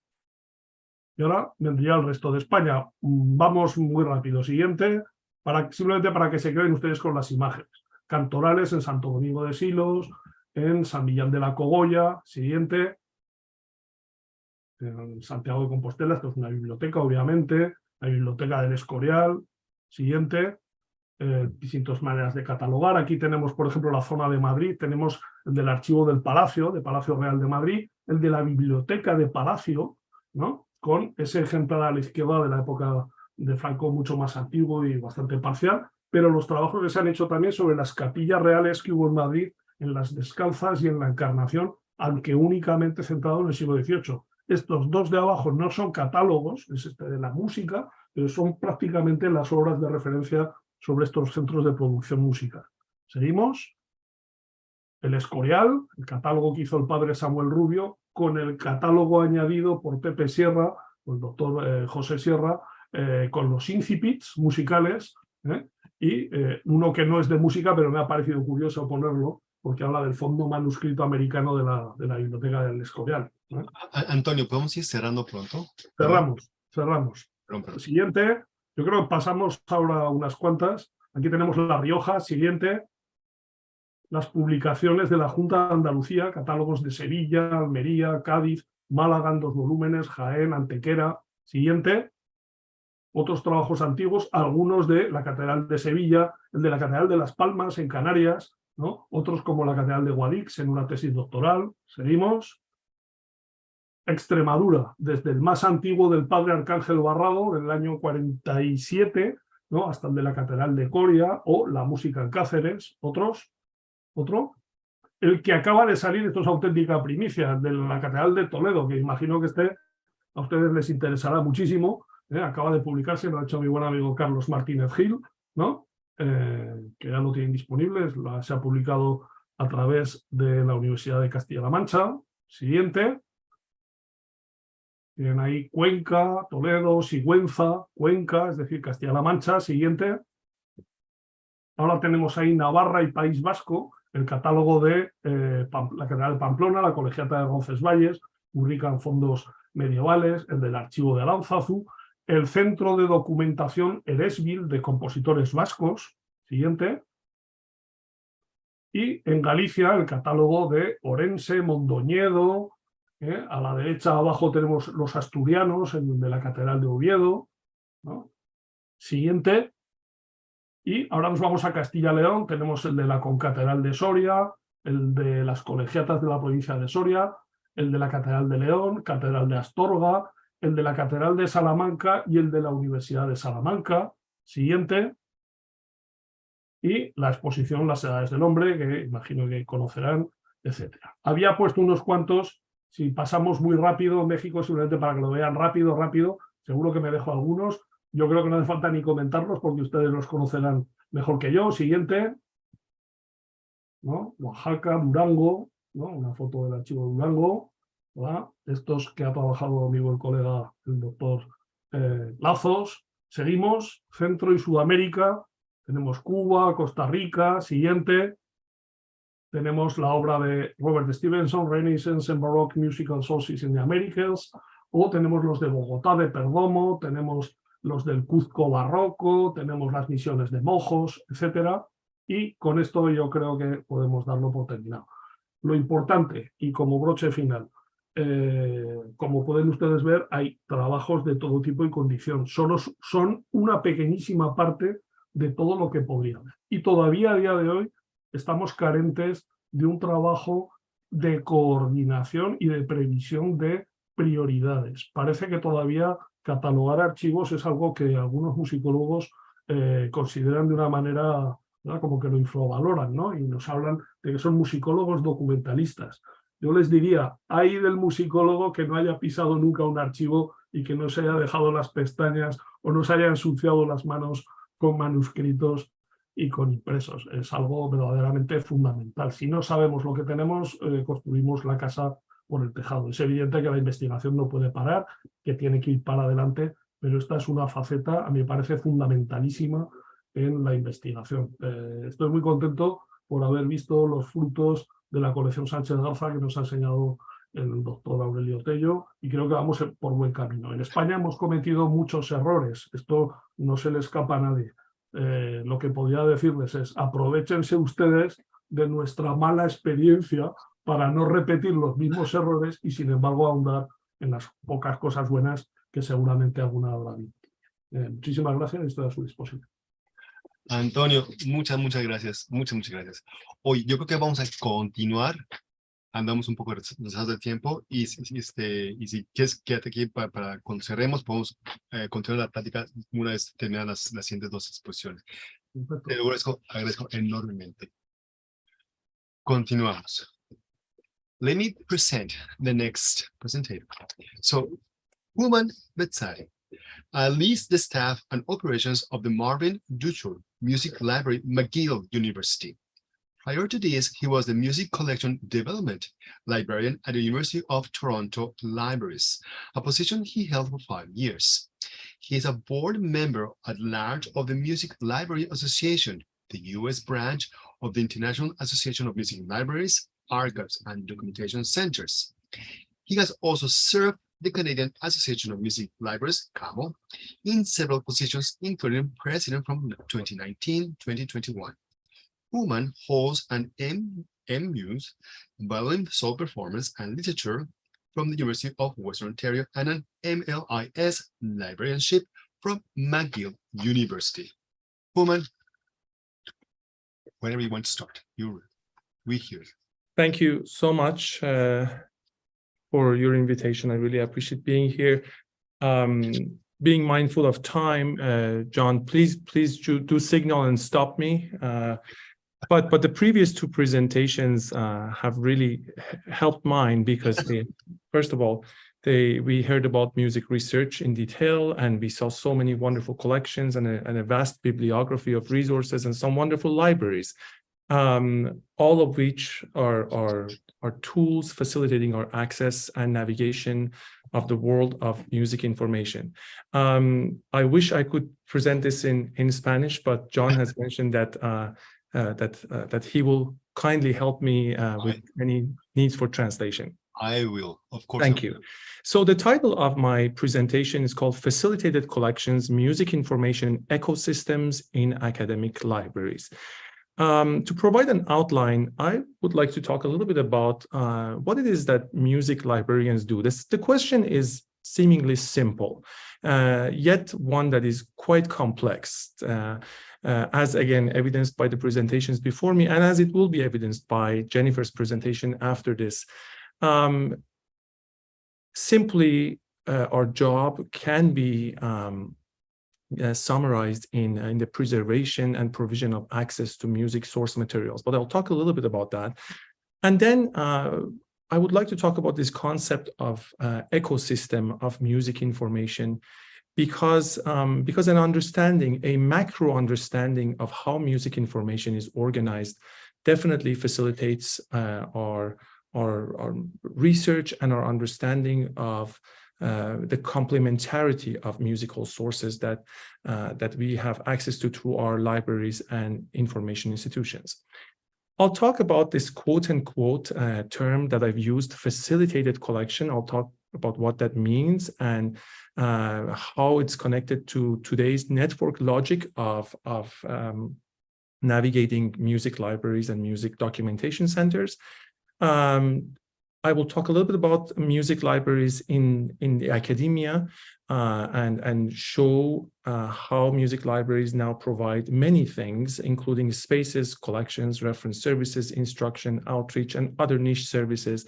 And finally, I will use the example of the Marvin Duchem Music Library, the library that I lead here, to just portray some of those examples. We are one of many in North America, but I think that that Marvin Duchem Music Library is a good example to show sort of the global nature of those services when it comes to music research, teaching, and scholarship.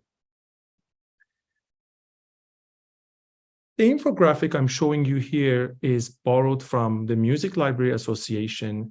It was part of an outreach campaign to let people know, let administrators know, and let the users of the music libraries know what it is that music librarians do.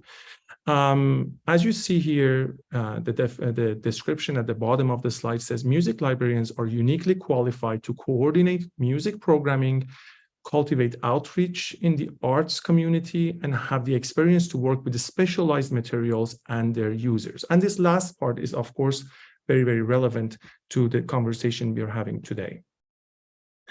It goes further into talking about the creation of a music experience, or being familiar in the sphere where experience with music is required. But most importantly, music librarians are subject experts. Most of us, at least, have studied music in different capacities. We have been performers, we have been musicologists, and we work with music source materials on a daily basis. We also connect our libraries to communities and connect communities together through our libraries. Again, the definition at the bottom of the screen here reads, music librarians have the expertise and knowledge to foster partnerships with community arts organizations and are best equipped to connect with music students, enthusiasts, and professionals in the community. And last part of this, of course, we are involved in music programming and different kinds of programming, like exhibition work or any type of, for example, symposiums or various types of facilitations that the music libraries do. But we also work around the unique publications of music scholarship. Music librarians understand the unique ways in that music materials are published, marketed, and organized, most importantly. And on it's on mainly this organization of music information that I'm going to be talking and presenting today. So when I think about music information, my brain sort of goes into various categories. I think if you talk to librarians, and many of you are librarians in your own rights, but if you talk about people who are in this profession as librarians, when you talk about music information, if you could open our brains and have a look into it, you would see different categories of music information. For me, that's the first category usually is sonic and visual information, music notation, followed by writings about music and musicians, music iconography, objects, themes, and matters related to music and visual arts, spatial and archival collections, and last but not least, increasingly important, is music research data that is driven from the research that's being conducted by scholars and researchers like yourselves. And how to describe that data, how to preserve that data, and how to make it accessible as an accompaniment to the volumes that you produce, to the catalogs that you produce, and to make that available as part of the future process of research and consultation with your source materials. So this concept of ecosystem that I have in my title, that I also refer to quite a lot in my work on a daily basis here, for me, music libraries are analogous to natural ecosystems in which music information, similarly to a biological community of interacting organisms, is manifested through a variety of physical and digital objects, transmitting information and knowledge through the vehicle of facilitated collections. I will talk about facilitated collections in a minute, but the most important part of this, and the image I provided here, is that for me, when we enter music libraries, we are entering into a fairly complex world of music information, and you will see in a minute why that world is increasingly complex. And that is why we need tools, and we need vehicles for the categorization, description, and organization of all of that information, to be able to not only to be able to find and access the information later, but to allow the relatedness of those different sources of information to take place naturally as the researcher comes across them. I've mentioned here that music libraries serve different user groups. That's very true. Music libraries could serve the members of the public for their everyday needs, but they can also serve researchers, music students, scholars, members of the public who are interested in music research, or those who are freelance researchers. All of these groups are welcome to come to the music libraries, even if they are associated with a school like what we are here. We don't stop people from coming in and working with our resources and to receive guidance and information at the library. And that's, of course, our primary user groups are the faculty and students, but our services go far beyond that. I'll talk a little bit about that as well later in my presentation. And one of the early on, as I was actually a library school student, prior to being a library school student, I had actually worked in music libraries. It is 22 years that I work in music libraries, and I started as a student shelver. I would shelve books, and I would, I've done everything in these libraries. But it was true. It was sort of around 10 years ago when I was a library school student when I realized something, which might be evident to you, but wasn't to me at that time. And I realized that we are in a business where we're continuously adding formats and adding tools that bring music information forward. And those formats are continuously changing. We are going forward. For example, when we think about audio materials, I mean, how many formats have in my own lifetime? I remember cassettes and LPs, and then we went to CDs, and then later to streaming media. But obsolescence and moving from one format to the other did not undervalue or did not make obsolete the importance of information that was contained in the previous format. And that's why we are in a business of continuously adding and not taking anything away. So after many years of these libraries trying to adhere to their mandates and going forward, you are left with a very, very complex system of multiple formats and formats that are interrelated, and they support the research of our users. Coming to the facilitated collection, this diagram is actually by Lorcan Dempsey of the OCLC. OCLC is a North American firm that helps libraries, first of all, connect to each other, but also to describe their resources and share those descriptions with each other. A union catalog like OCLC really is a very helpful thing, because once a library describes resources and contributes those descriptions to OCLC, other libraries can use it, so they don't have to describe the same resources. And therefore, our collective resources can be actually put in action together to avoid unnecessary duplications. There's always duplications of effort, but this in a major way OCLC has removed some of those duplications. But what Lorcan Dempsey is saying to us here is that for him, we are currently building our libraries and we are evolving our collections through a network logic.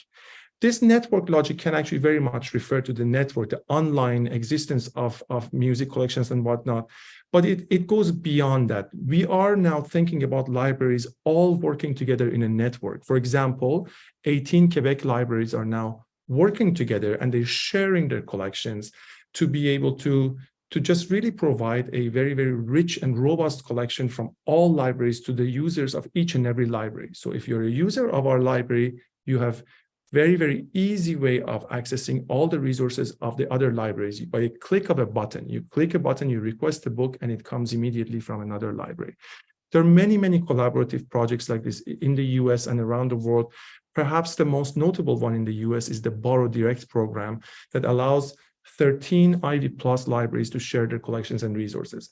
But now pulling back to what Lorcan Dempsey has coined as the term facilitated collection, on the left side, you see the blue box that says the owned collection. This is sort of our traditional libraries. It's the physical library that we have here, the collections that we have purchased, that we have owned, and now add to that digital content, because since the years 2000 and whatnot, we have also been able to produce digital content, and we own some of this digital content as well. But that's the collections that are owned by each individual library. As you come to the right side of this diagram, to the facilitated collection, the journey to get from the left to the right includes the addition of the borrowed collections, so the collections that we don't have, but we borrow from other institutions. Again, an example like the shared print collections in Quebec.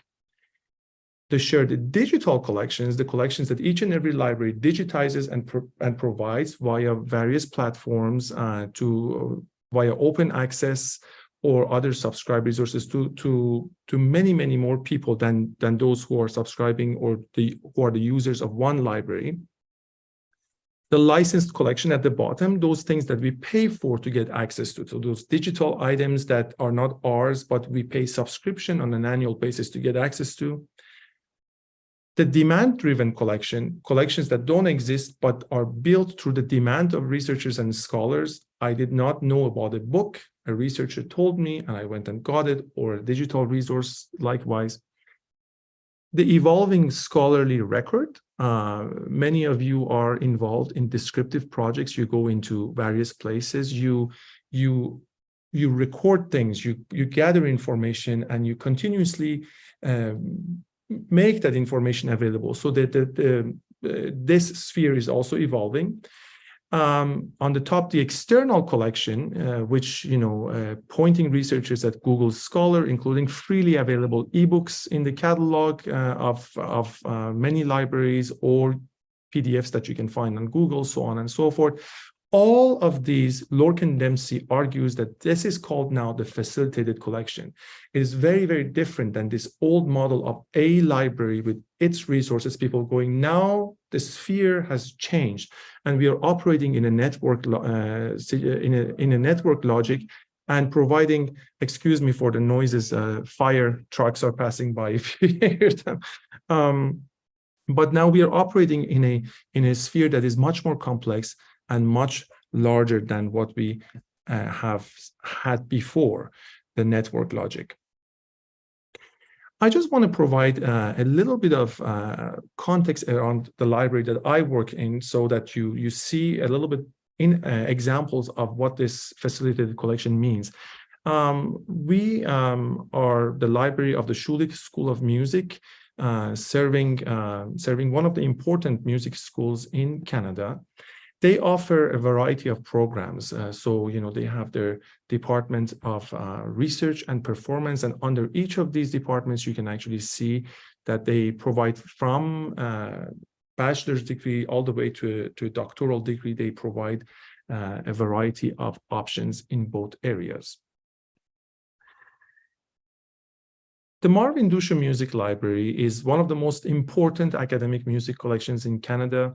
It is not the largest, but nonetheless, it contains over 200,000 music scores, recordings, books, and journals, and countless online resources. If we add, it's very difficult to count online resources, but if you add them, we are well beyond that 200,000 number. It is one of the 13 branches of the McGill Library, and provides resources and services to support the performance, composition, research, teaching programs of the Schulich School of Music. It also serves the McGill University community at large, as well as I mentioned before, the members of the public. The physical layout of the library, we are very fortunate to be above ground. Many libraries in Canada are in basements in danger of flooding. We occupy 3 floors of the new music building, which is adjacent to the old one that I showed you earlier. The 3rd floor is devoted to our scores, 4th to our AV materials, and the 5th floor to our books and journals. I just walked actually in the library this morning to give you a glimpse of what things look like here. This is our 3rd floor. We are looking at the collected works of composers and monuments of music. These are our circulating collections. They range from from solo materials to duets to trios to all the way to nonettes and full scores of operas, vocal scores, so on and so forth. It's just really to facilitate the performance of our students. 1 floor up on the 4th floor, we have our AV materials in a variety of formats. We also have an AV archive that includes formats from early cylinders all the way to digital content and streaming materials that we are now describing and managing as well. On the 5th floor of the library, you would find our print books as well as our journals. These journals, mostly these are not things that we either don't have them available online, or our online access is ephemeral. It means that there's no guarantee that this access will actually be available to us in the years to come. Therefore, we keep the print in the library. We also, in the music library here, also has the Gertrude Whitley Performance Library. It's a performance library that has conducting scores and parts for many of the school's ensembles. And here's a picture of that. We support around somewhere between 14 to 16 ensembles, as well as many courses that require individual parts for performance. So to show the hybrid, that's the physical library, but parallel to this, we also have many databases of music scores increasingly available to us, and a good portion of performance materials and research materials are now available online. The challenge with online materials is always sort of this notion of equity, because many times we are able to send physical materials to other libraries for people to use, but our electronic materials are locked behind paywalls and they're not shareable between other libraries. So in some ways, this is fantastic for researchers, and in other ways, it defies the network logic, that kind of resource sharing ideal that we want to see, that we unfortunately cannot have due to economic factors. Likewise, many of our CDs have now have their digital manifestations in our online databases like Naxos Music Library and other streaming platforms. And we have countless number of electronic books, and this is actually a wonderful situation for interdisciplinary studies, because when the library purchases large packages of electronic books, there are many interdisciplinary volumes are involved, which is sometimes a challenge if we have music and political research. Which library should pick it up? Is it the music library that would buy it, or is it the central library that supports the political research studies? So these electronic packages facilitate, again, a network kind of a logic, and they are available to all users very easily. Again, to show the hybrid nature of our collections, we show and showcase these are just one-page pieces of paper printed with barcodes to show that to our users that while we don't have the print volume of that book, but you can very easily scan the book and actually get access to the electronic volume, so that they don't forget that there is a hybrid invisible world around them too of music collections. John, please feel free to stop me or signal to me when I have to stop. I am mindful of time. Continue, Houman. This is Okay, very thank you interesting. so much. I don't want to stop you. Just go on. Sure. Thank you. I am going to, at this moment, because I'm going to show you and showcase the library's website a little bit, I am going to actually send a number of links on this chat and as well as on the YouTube chat. So just bear with me. So that's one link. And here is, I hope it comes through. Let me just, sorry, I have to copy and paste again. And for our YouTube viewers, here is another. John, it's not allowing me to send that content on YouTube. If you don't mind somehow sharing it link by link on YouTube so our users can have access to those links, I'd greatly appreciate it. Our viewers, excuse me. And at this time, I think it might actually be best if I switch to websites to actually navigate actively. Okay. So this is the main website of the Marvin Lucian Music Library. Just gives our hours, some of our services. But where I really want to go today is to this page on the left side here, resources for music research and performance. Our effort to portray the network logic and the facilitated collections that are available to our researchers. So I'm just going to click on that. It's a page with a lot of content, but it's a pre-mediated page, and it's really well organized in my view. It might not, as I say, it might not be super attractive, but if you have a look at it, it's really showing those categories that kind of the organization of music information that I talked about earlier. It begins at the top with sources for online scores and indexes. If I click on that, sources for scores available online, and I'm just going to click on that. What you will find in our guides to music collections is that we really try to stay away from giving you the name of a resource and leaving it there. What we want to tell the users, what we want to tell all of our researchers, and all these pages are open access, of course, but we want to tell our users what a resource is, why they might wish to use it, and what are some of the unique features of that resource. So every single resource that you see on our guides are actually, they have descriptions allowing you to understand whether this is the right thing for you to use or to explore. In our indexes to score collections, you would see a lot of other resources, including RISM that Jennifer will talk at length about in the next presentation, so I won't spend much time. Likewise, we do have guides to online audio and discographies, online video and film, music literature, full text and bibliographic databases, some subscription-based, some open access available, music dictionaries and encyclopedias, electronic book collections, dissertations and theses for music research. The McGill dissertation and thesis are all available open access. There are also subscribed resources. And if I just for a second click on that one, I want to show you that we do have, for each and every resource here, we actually do have resource keys. So sometimes those keys show McGill users only. Those are subscribed resources. We show open access or free resources. And then we show if we are talking to you about a physical item within the library, that's also marked. Or if you're just trying to point you to a catalog record, we mark that in that way. So those sigla means something. Just going a little bit further down, we also have some niche guides for our users.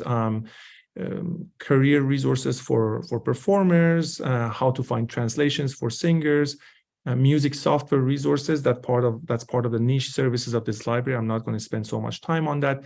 And then some musicians and health and wellness resources. These are very, very popular, not only at this library. Many people from all over the world come and consult these guides. So I invite you to have a look at them too.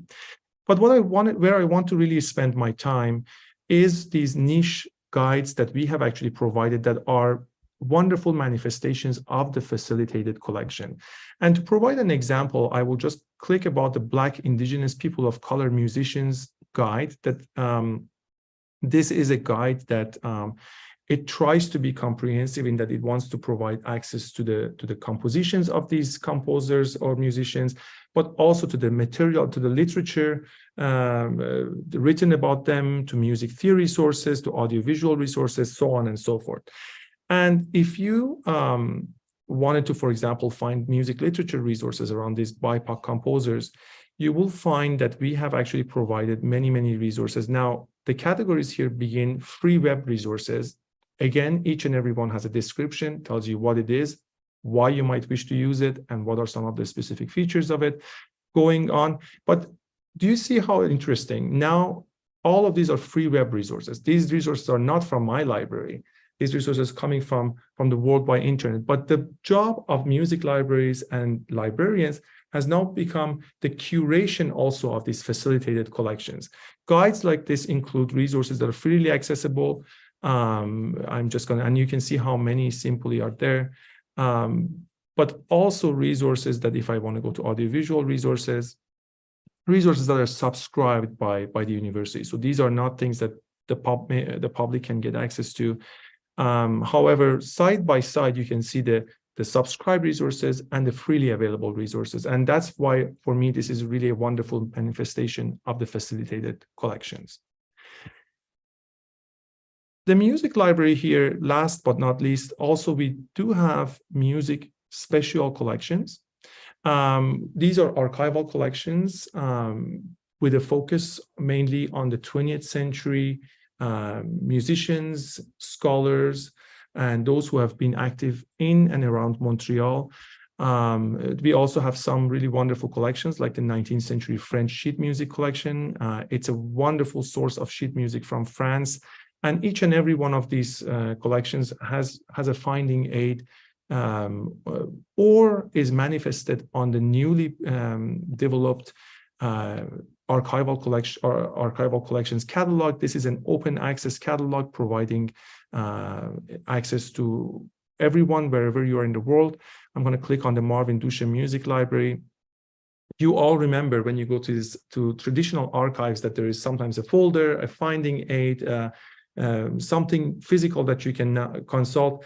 We are going in a different directions. We want to make sure that all of that information is available to everyone on the net so that they can consult it and benefit from it, and then come to us or ask us for digitization of an item or basically interact with us as needed. I am just going to go back to the presentation. Let's see, Microsoft, I think that's the one. And I'm just going to go forward fast. We've all seen these things.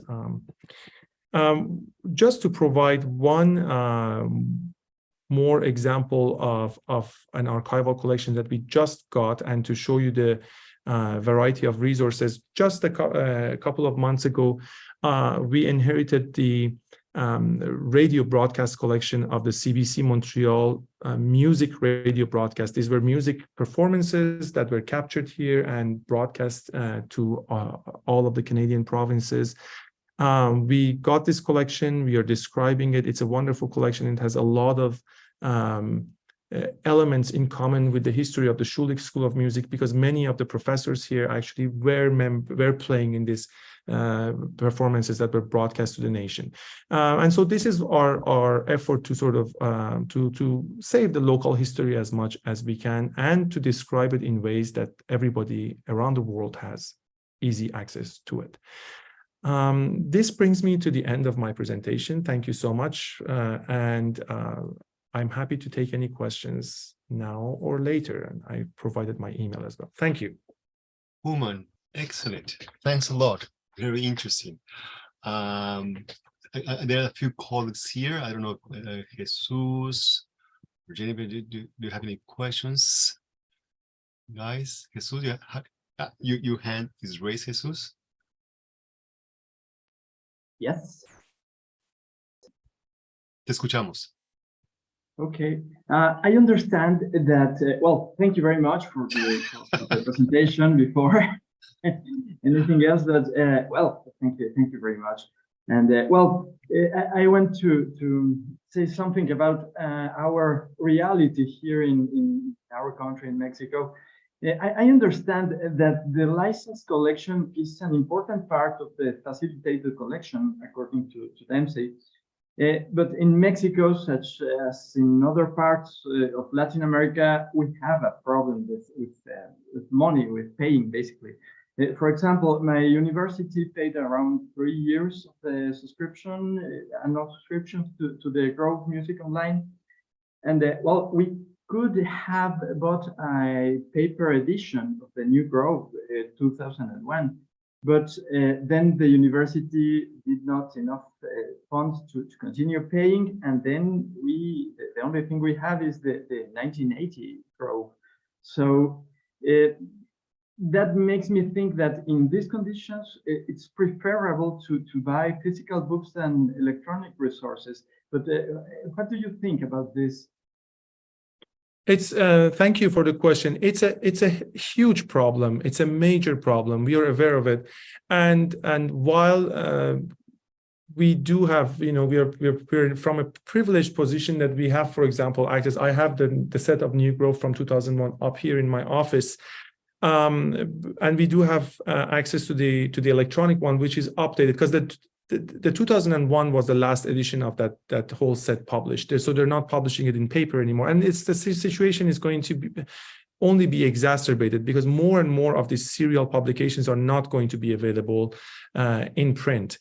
You have put your finger on a very, very important issue, because on the one hand, many of us, many researchers and scholars are going towards this movement of making the information available, freely accessible to people, so that people can do their research and go forward. And on the other hand, there are these resources that keep monopoly on the information, and information they don't want to make. Information is not free, and many people they make money off it. And I mean, the music situation is even very good in comparison to the technical and medical and all of that. So that's a terrible problem. But you're absolutely right. Again, it's a fine thing for our users to be able to access these things electronically, but it's not democratic. It doesn't even allow us to share it with the next university on the other side of the mountain in Montreal. Each and every one of us have to pay for that, and that's the business model that they're going ahead with, which is really. All I can say is that it puts research and researchers in a very compromised situation. But as librarians, it is true that we do all that we can to provide the information within our means. For example, we also we don't have all the electronic journals that we want to have here at McGill, but I often tell our researchers that you can request an article through interlibrary loan. Another university will scan that article and will send it to you. So long as the researchers don't need access to a whole body of things, it is still possible to get access to articles within journals or chapters of books or a section of a collected work of music. But this is not to say that the problem that you mentioned is a very, very prominent issue and a problem, and I acknowledge that. And we are just all of us are trying to work together to provide solutions, but we don't. It's gone. This problem is going to be with us, I'm afraid, for many, many years to come. Well, thank you very much. Thank you. Thanks to people who work at RISM for the grants that they get to make sure that those resources are available to all of us for free. We realize how important that endeavor is. Thank you, Houman. Thank you, Jesus. Antonio, ¿quieres alguna pregunta? Jeffrey, would you like to make a question? No, gracias. Está perfecto. Thank you very much. It's very clear.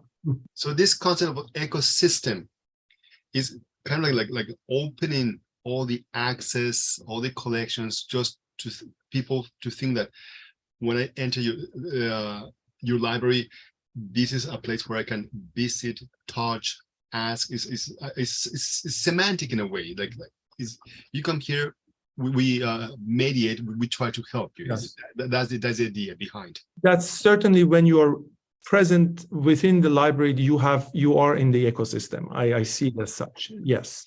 you have access to everything that we have access to here, and you can really, that facilitates your research. Thank you, Houman. Thanks a lot. I do appreciate you being here. Let's go with our next and last presenter, Jennifer Ward. Jennifer Ward studied musicology and German at the University of Wisconsin and library science at the University of Illinois. She has been an editor at the RISM's Editorial Center in Frankfurt since 2010. Her duties at RISM include maintaining the RISM cataloging guidelines, training, thanks a lot, and supervising national groups. Jennifer is active in the International Association of Music Libraries, Archives and Document Centers, IAMO, as the web editor and the secretary of the bibliography section.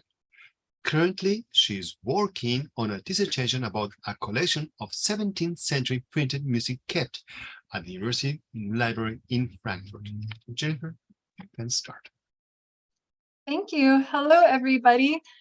Thank you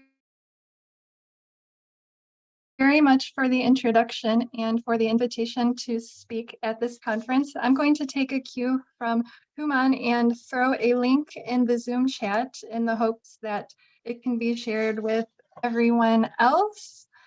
That'll be all the information you need about RISM and the links to the catalogs that I'll be showing. Let me get my slides started. Okay, thank you to the organizers and for the invitation. And I think it's fitting for me to go last after what we've heard, because the RISM project is really built upon the research of the musicologists and the historians that we have heard from, the work done in these music archives, and the invaluable cooperation from music librarians. We couldn't do it without you guys. Today I'm going to give you an overview of the RISM project, give you an update on sources in Mexico and Latin America in RISM, and conclude with an invitation for you to collaborate with us. Last year, we marked the 70th anniversary of RISM, Repertorio Internacional de las Fuentes Musicales. RISM is an international nonprofit organization with the goal of documenting the current locations of musical sources worldwide. For us, those musical sources are music manuscripts, printed music editions, treatises, and libretti. They are preserved in libraries, archives, churches, museums, schools, and private collections. And in short, RISM documents what exists and where it can be found. Around the world, independent RISM working groups and contributors in over 35 countries catalog the musical sources preserved in their countries using a central database. This central database is managed by the RISM Editorial Center in Frankfurt, which is where I am. Currently, the database documents over 1.4 million sources from 53 countries. The records are published in 2 online catalogs, which are both linked on the main RISM website. And the catalogs are available completely free of charge. I will briefly highlight the features of both. The RISM catalog is produced in cooperation with the Bavarian State Library and the State Library of Berlin. The catalog is available in Spanish, and the translation is thanks to John and Antonio Esquero. So if you start on our website and just enter a search term, you click on RISM catalog, and you can use the filters to help you narrow results or focus just on digitized sources, for example. you can click on a record for more information, where you will also find music and snippets in many records. And in the advanced search, over 20 index fields are available, many specific to music, including catalog of works number, genre, key, music and snippets, scoring, things like that. The second catalog has been around for about 1 year. And if you are not as familiar with it, I invite you to explore. It is RISM Online from the RISM Digital Center in Bern, Switzerland. This catalog is available in Spanish and Portuguese. You will find the same records as in the RISM catalog, but here you have different ways of searching. Again, start on the RISM homepage and enter a search term. Then apply the filters to drill down to the results that you need, autographed manuscripts, for example, or different genres. Click on a record for more information, and then you'll see the music and snippets there. And one of the things about RISM Online is that the same search logic applies to people, institutions, and music and snippets. So here I have a search for music by Jose Antonio Gomez, just one single person. And this view here is like a mini database only for this composer. So you can search using the filters and limiting only for this composer. The same thing is available for institutions. So here you have a mini database of just this institution. And RISM Online also has the same thing for national collections. So here I can search for all of the music sources in Mexico. If you are an archive or an institution that does not have a public catalog, you can keep this option in mind. You do not need to develop anything on your own. You can simply use RISM Online as your catalog. Both catalogs feature a music and snippet search, which offers yet another way of searching across repertories. And we heard about the music and snippets yesterday from Edgar Calderon, and we have over 2 million music and snippets to search. And they are of particular importance because they allow users to search and compare the opening notes of a piece. This is invaluable for tracking the dissemination of a work or identifying an anonymous source. This is unique to RISM, so I want to show you how this works in the RISM catalog. You enter your music and snippet, and then you can click search. Here as well, you can apply filters, for example, Haydn. And if you look at the library SEGLA, you can see that this melody is found in many libraries, including in Europe, but even in Chile. You might be wondering now exactly what's in RISM. The project was founded in Paris and based in Germany, so it might not come as a surprise that most of the sources in the database are from European libraries and libraries in the United States and Canada. A majority of the sources are from the time period between 1600 and 1850. However, in recent years, a lot has happened to open up these geographic and chronological boundaries. In the past 10 years or so, we have had active RISM contributors in Mexico and Latin America, new people in Australia, and new working groups in South Korea, as well as China and Taiwan. Our newest contributors have brought with them musical cultures with more recent written traditions, so we're getting a lot more sources from the 19th century and even into the 20th century. There is a great amount of work that still awaits us if we want to successfully live up to our name as an international inventory, but we need your help to achieve this.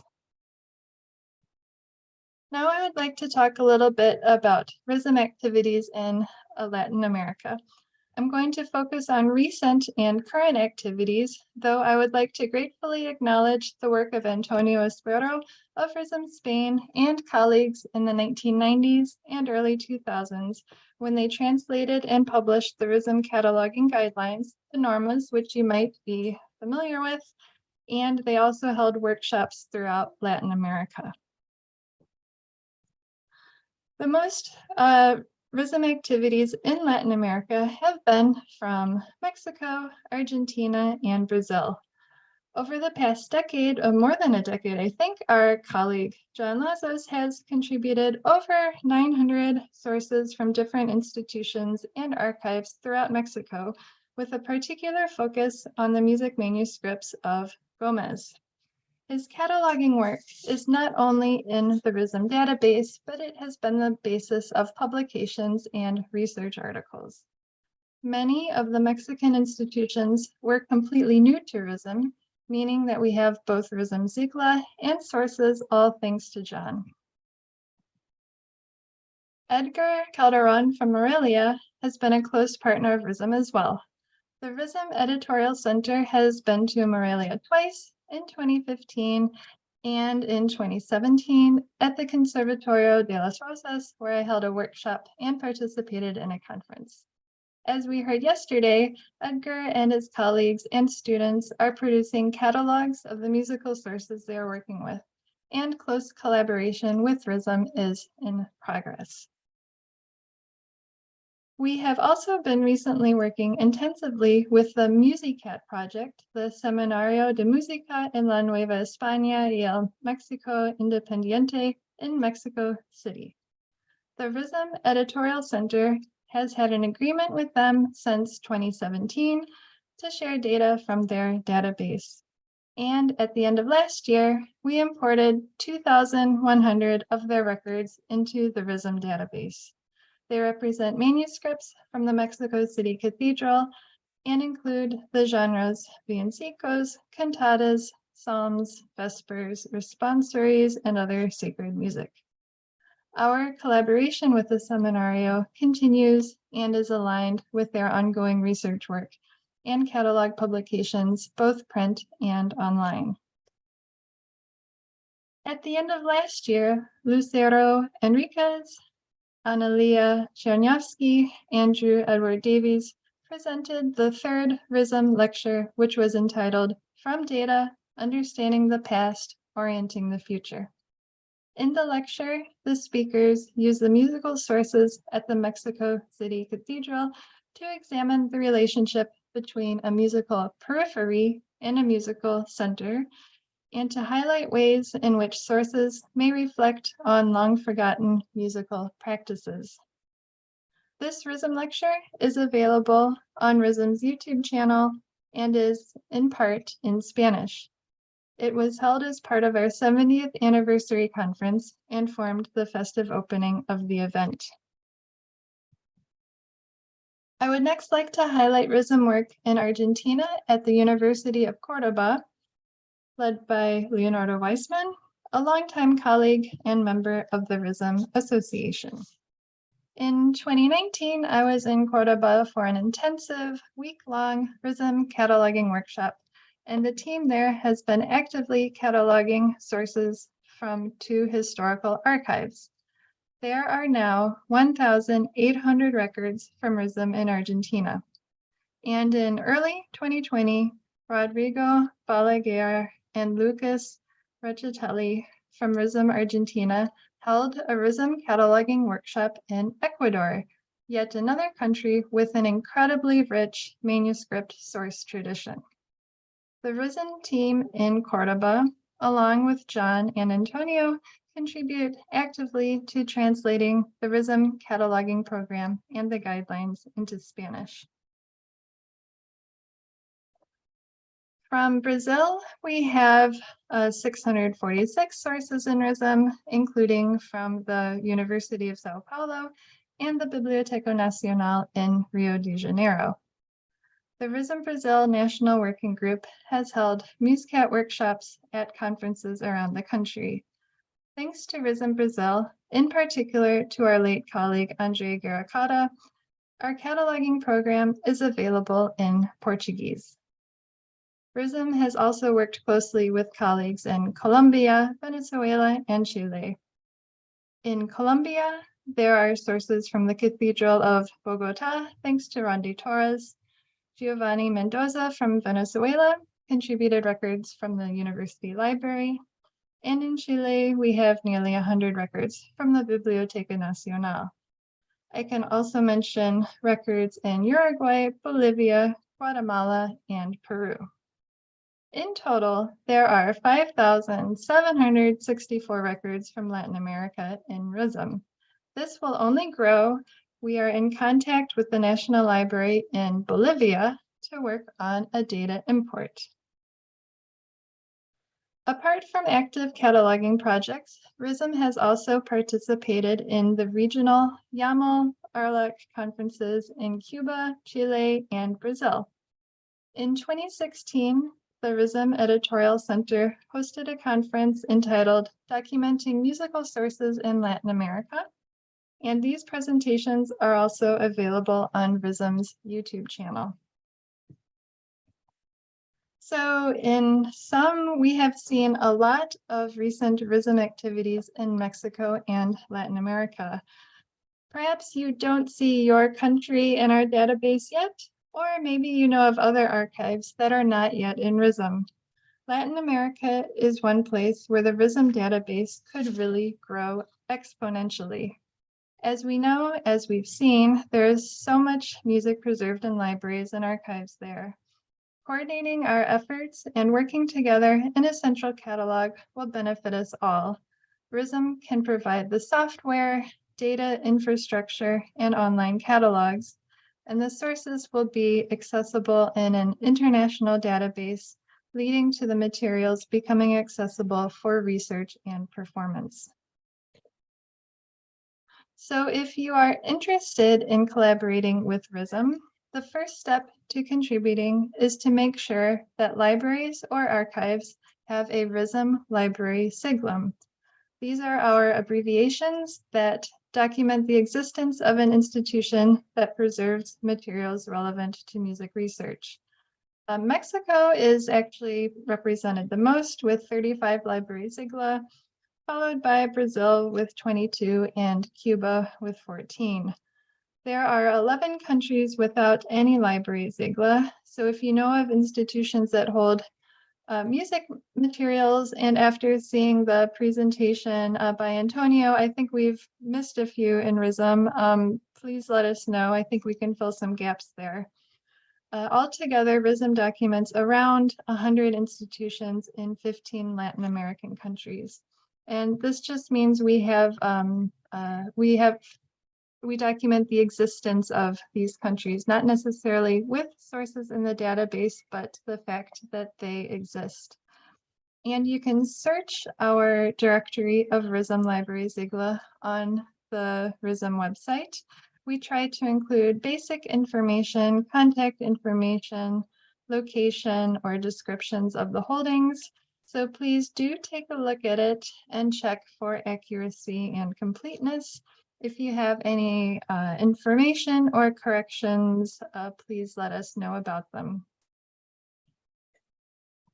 The second and most significant way to contribute to RISM is by working in our cataloging database directly using our specialized program, MuseCat.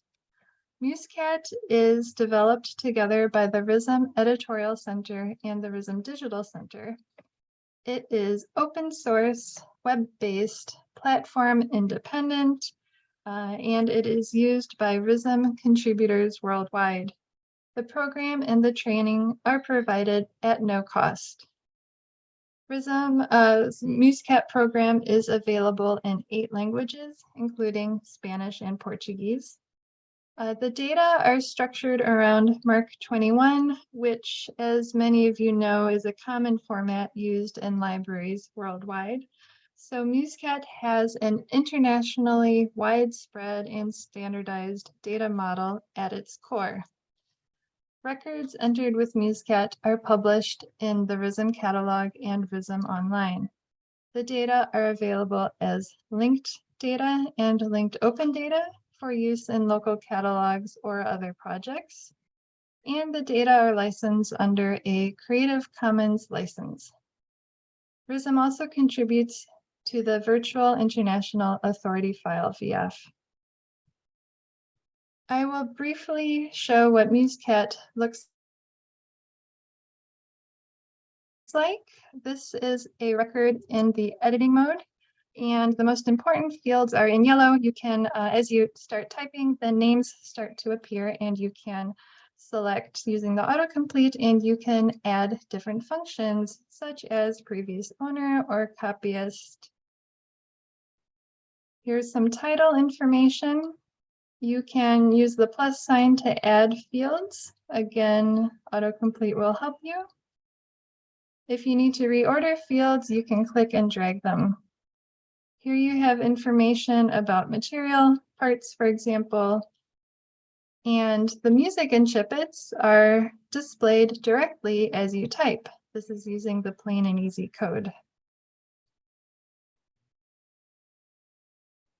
And you can enter multiple snippets, of course.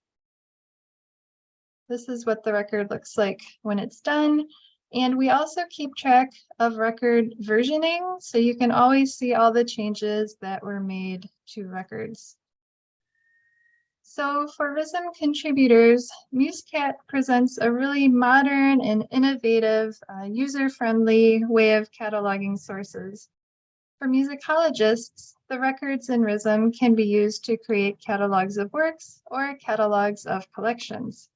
The structured data in MuseCat can be reused for other electronic or print publications. And since MuseCat is open source, the program itself can be reused for your own research projects. There are other technical tools available that make reuse of the data or research with the data flexible. And for developers especially, you'll be interested to know that the data set can be queried through a Sparkle endpoint. An SRU interface is also available. And all the records are available in MARC XML and RDF XML format directly for download from each catalog entry in the RISM catalog. And RISM Online also has an API. Altogether, this means that you have at your disposal 1.4 million musical sources, 180,000 authority files, and all our bibliographic records for secondary literature. So I would like to conclude with an invitation to collaborate with us. You can start a project with RISM or start a working group with your colleagues. If you're currently cataloging musical sources, please consider collaborating with us. You can contact me or find contact information for people in your countries on our website. We have an extraordinary opportunity now to engage in source preservation, documentation, raising awareness, and dissemination of information. Please get in touch if any of this sounds appealing to you, or if you have any questions about RISM's catalogs or MuseCat. Thank you very much. Thank you, Jennifer. Thanks so much. You have given us a very broad and updated overview of RISM and how RISM is also very interested in what's going on here in Latin America. I will ask my colleagues and friends if they have any questions. Jesus has raised his hand again. Jesus, tienes la palabra.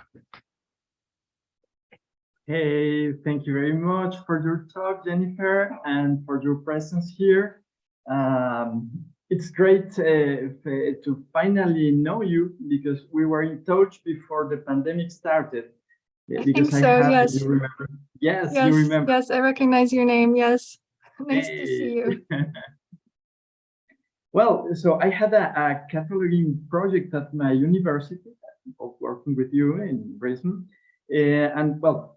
First thing, in my view, not many musicians and students of music know even that RISM exists. And the first thing to do is to make them familiar with it, because even for a performer, it's something great you can know many things about the works you are playing. So, but well, we want to collaborate, and it's so easy as you put it. So I thank you for all the material you have developed.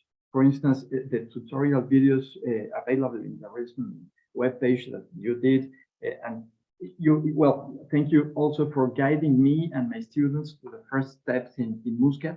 That it's really it's not difficult at all.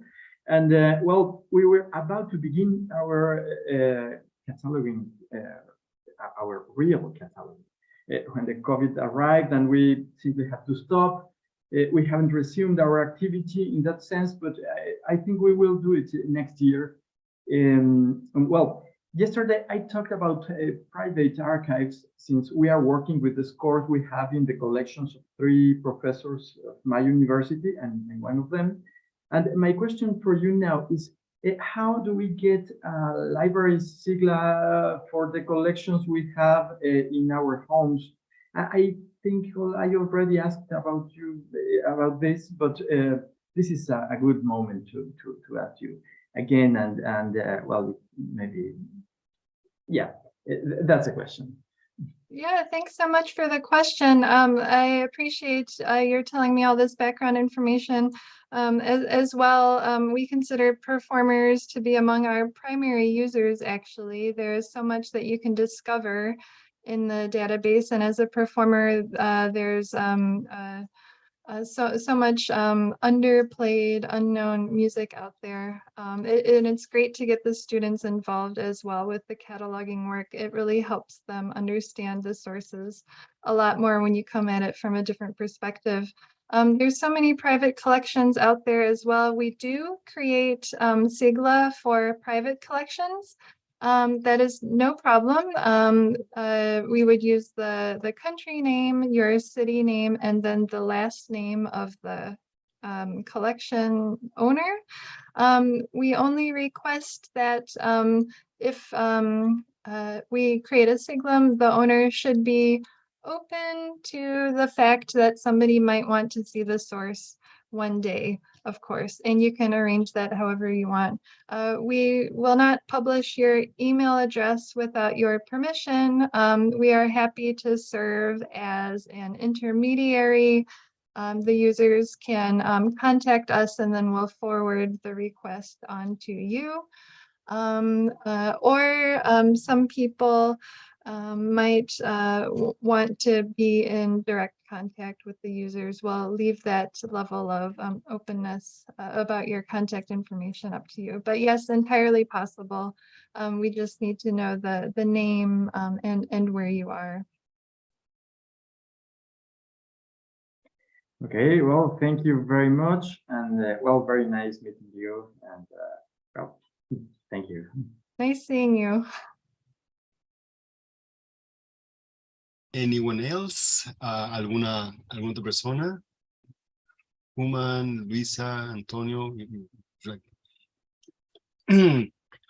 I'm you know me very well, Jennifer, of course, and I'm kind of obsessed with the image. I like very much rhythm. I think it's a wonderful source, a reference source. What about like sometimes including an image or something visual from the document? Oh, in the records, you mean? Yes. Yes, we can do that. We have the ability to upload small images directly to the records. We're thinking maybe images of watermarks, or maybe an image of the title page, or a handwriting sample. You can do that directly in the in Muscat in the records. Of course, that's not the same as an entire digitized source, which really should be stored elsewhere. Institutions usually have digital repositories, but for people not working with directly with an institution, I might suggest something like the Internet Archive or IMSLP to store images there and then link through RISM. But yes, images add a lot to the record and can answer many questions once you.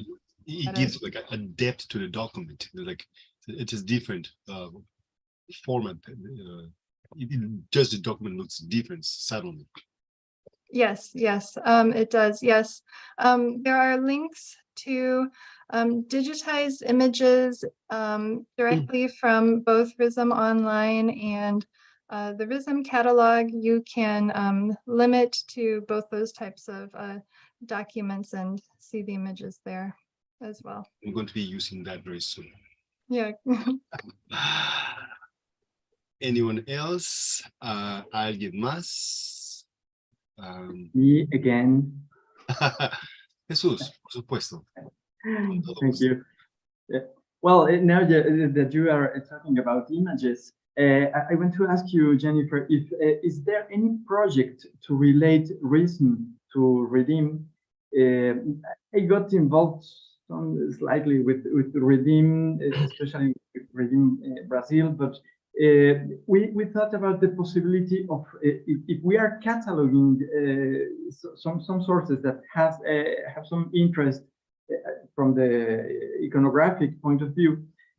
Well, maybe we can do it in both databases, and but it's kind of strange that the two databases are not related. What's the status of this now? Yeah, that's a great question.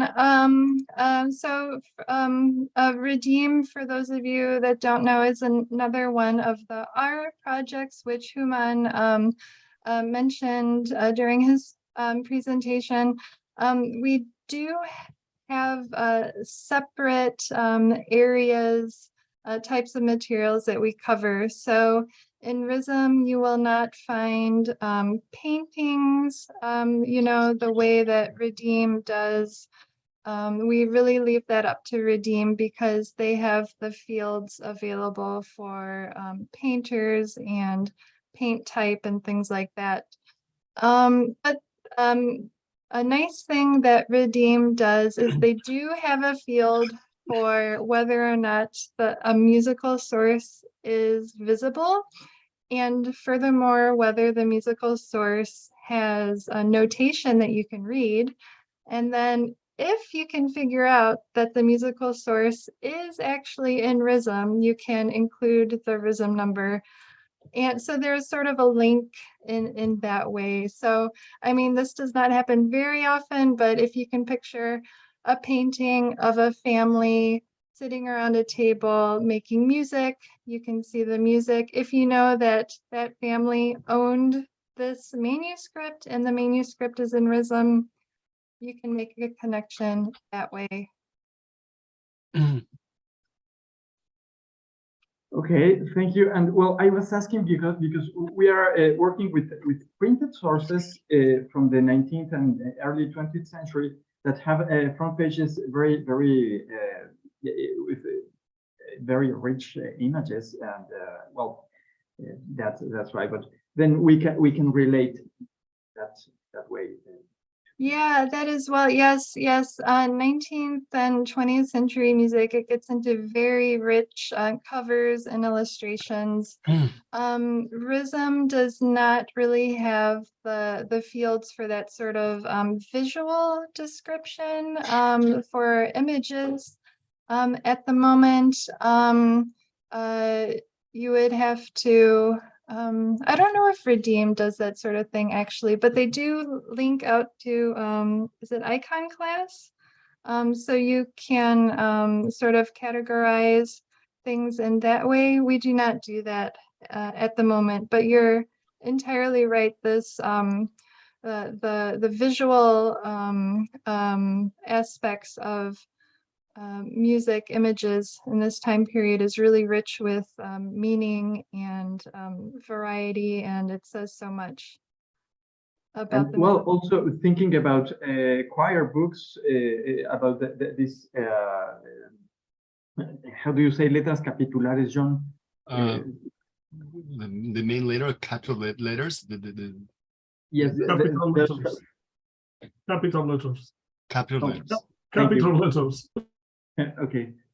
Those full of illustrations that are really great from plain chant books from cantorales, and then so that it's really a thing to catalog, to talk about in these databases.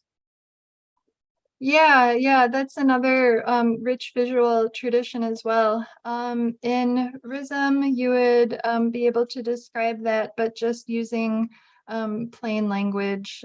We don't have a special field specifically for this type of information, but certainly if there are researchers interested in that, you can describe it if your project wants to put emphasis on that. Thank you, Jennifer. Thank you, Jesus. I think we're going to end this session. It has been a very interesting evening. I do appreciate Tello, Esquerro, Houman, and Jennifer for your presence, for your participation. Les agradezco mucho la presencia, Luisa, Jesus, and some of my friends and colleagues that have been here. Tomorrow we have our third day. Mañana tenemos el tercer día. Nos regresamos a español. Maybe we'll be speaking Spanish tomorrow. I'm very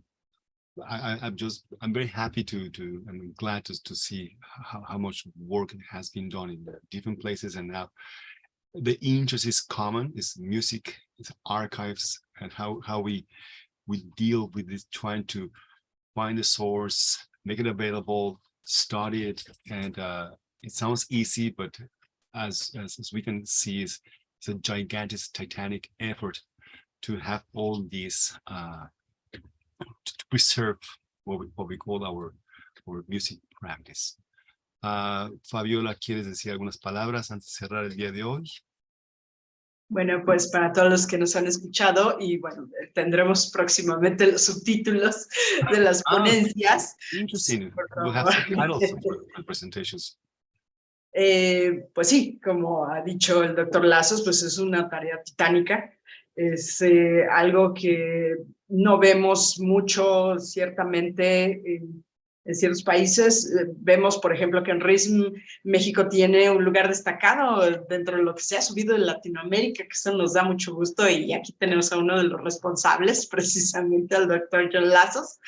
Sí, son, digamos que una mirada al futuro de lo que podría ser todo el desarrollo precisamente de los archivos musicales y cómo se hacen estas bases de datos, todo el trabajo que nos mostró también el doctor Antonio Esquerro, ¿no? Que ya han hecho y que nos llevan literalmente años luz, posiblemente, pero que seguramente con todos los investigadores que a esto se dedican y que son realmente apasionados, porque para ser músico y también para ser investigador de la música creo que es una de sus grandes características, ser apasionados, y por eso consiguen estos resultados que hemos visto aquí. Entonces, muchas gracias a todos. Thank you very much. Jennifer, Houman, thanks a lot. Y bueno, mañana tendremos nuestra tercera y postrera mesa de este simposio con el doctor John Lazos, con Bárbara Pérez y Mónica Aguilera, con Aurea Maya y la doctora Luisa Vilar Payá. Muchas gracias a todos los que han seguido esta transmisión y los esperamos mañana. Muchas gracias a todos. Gracias.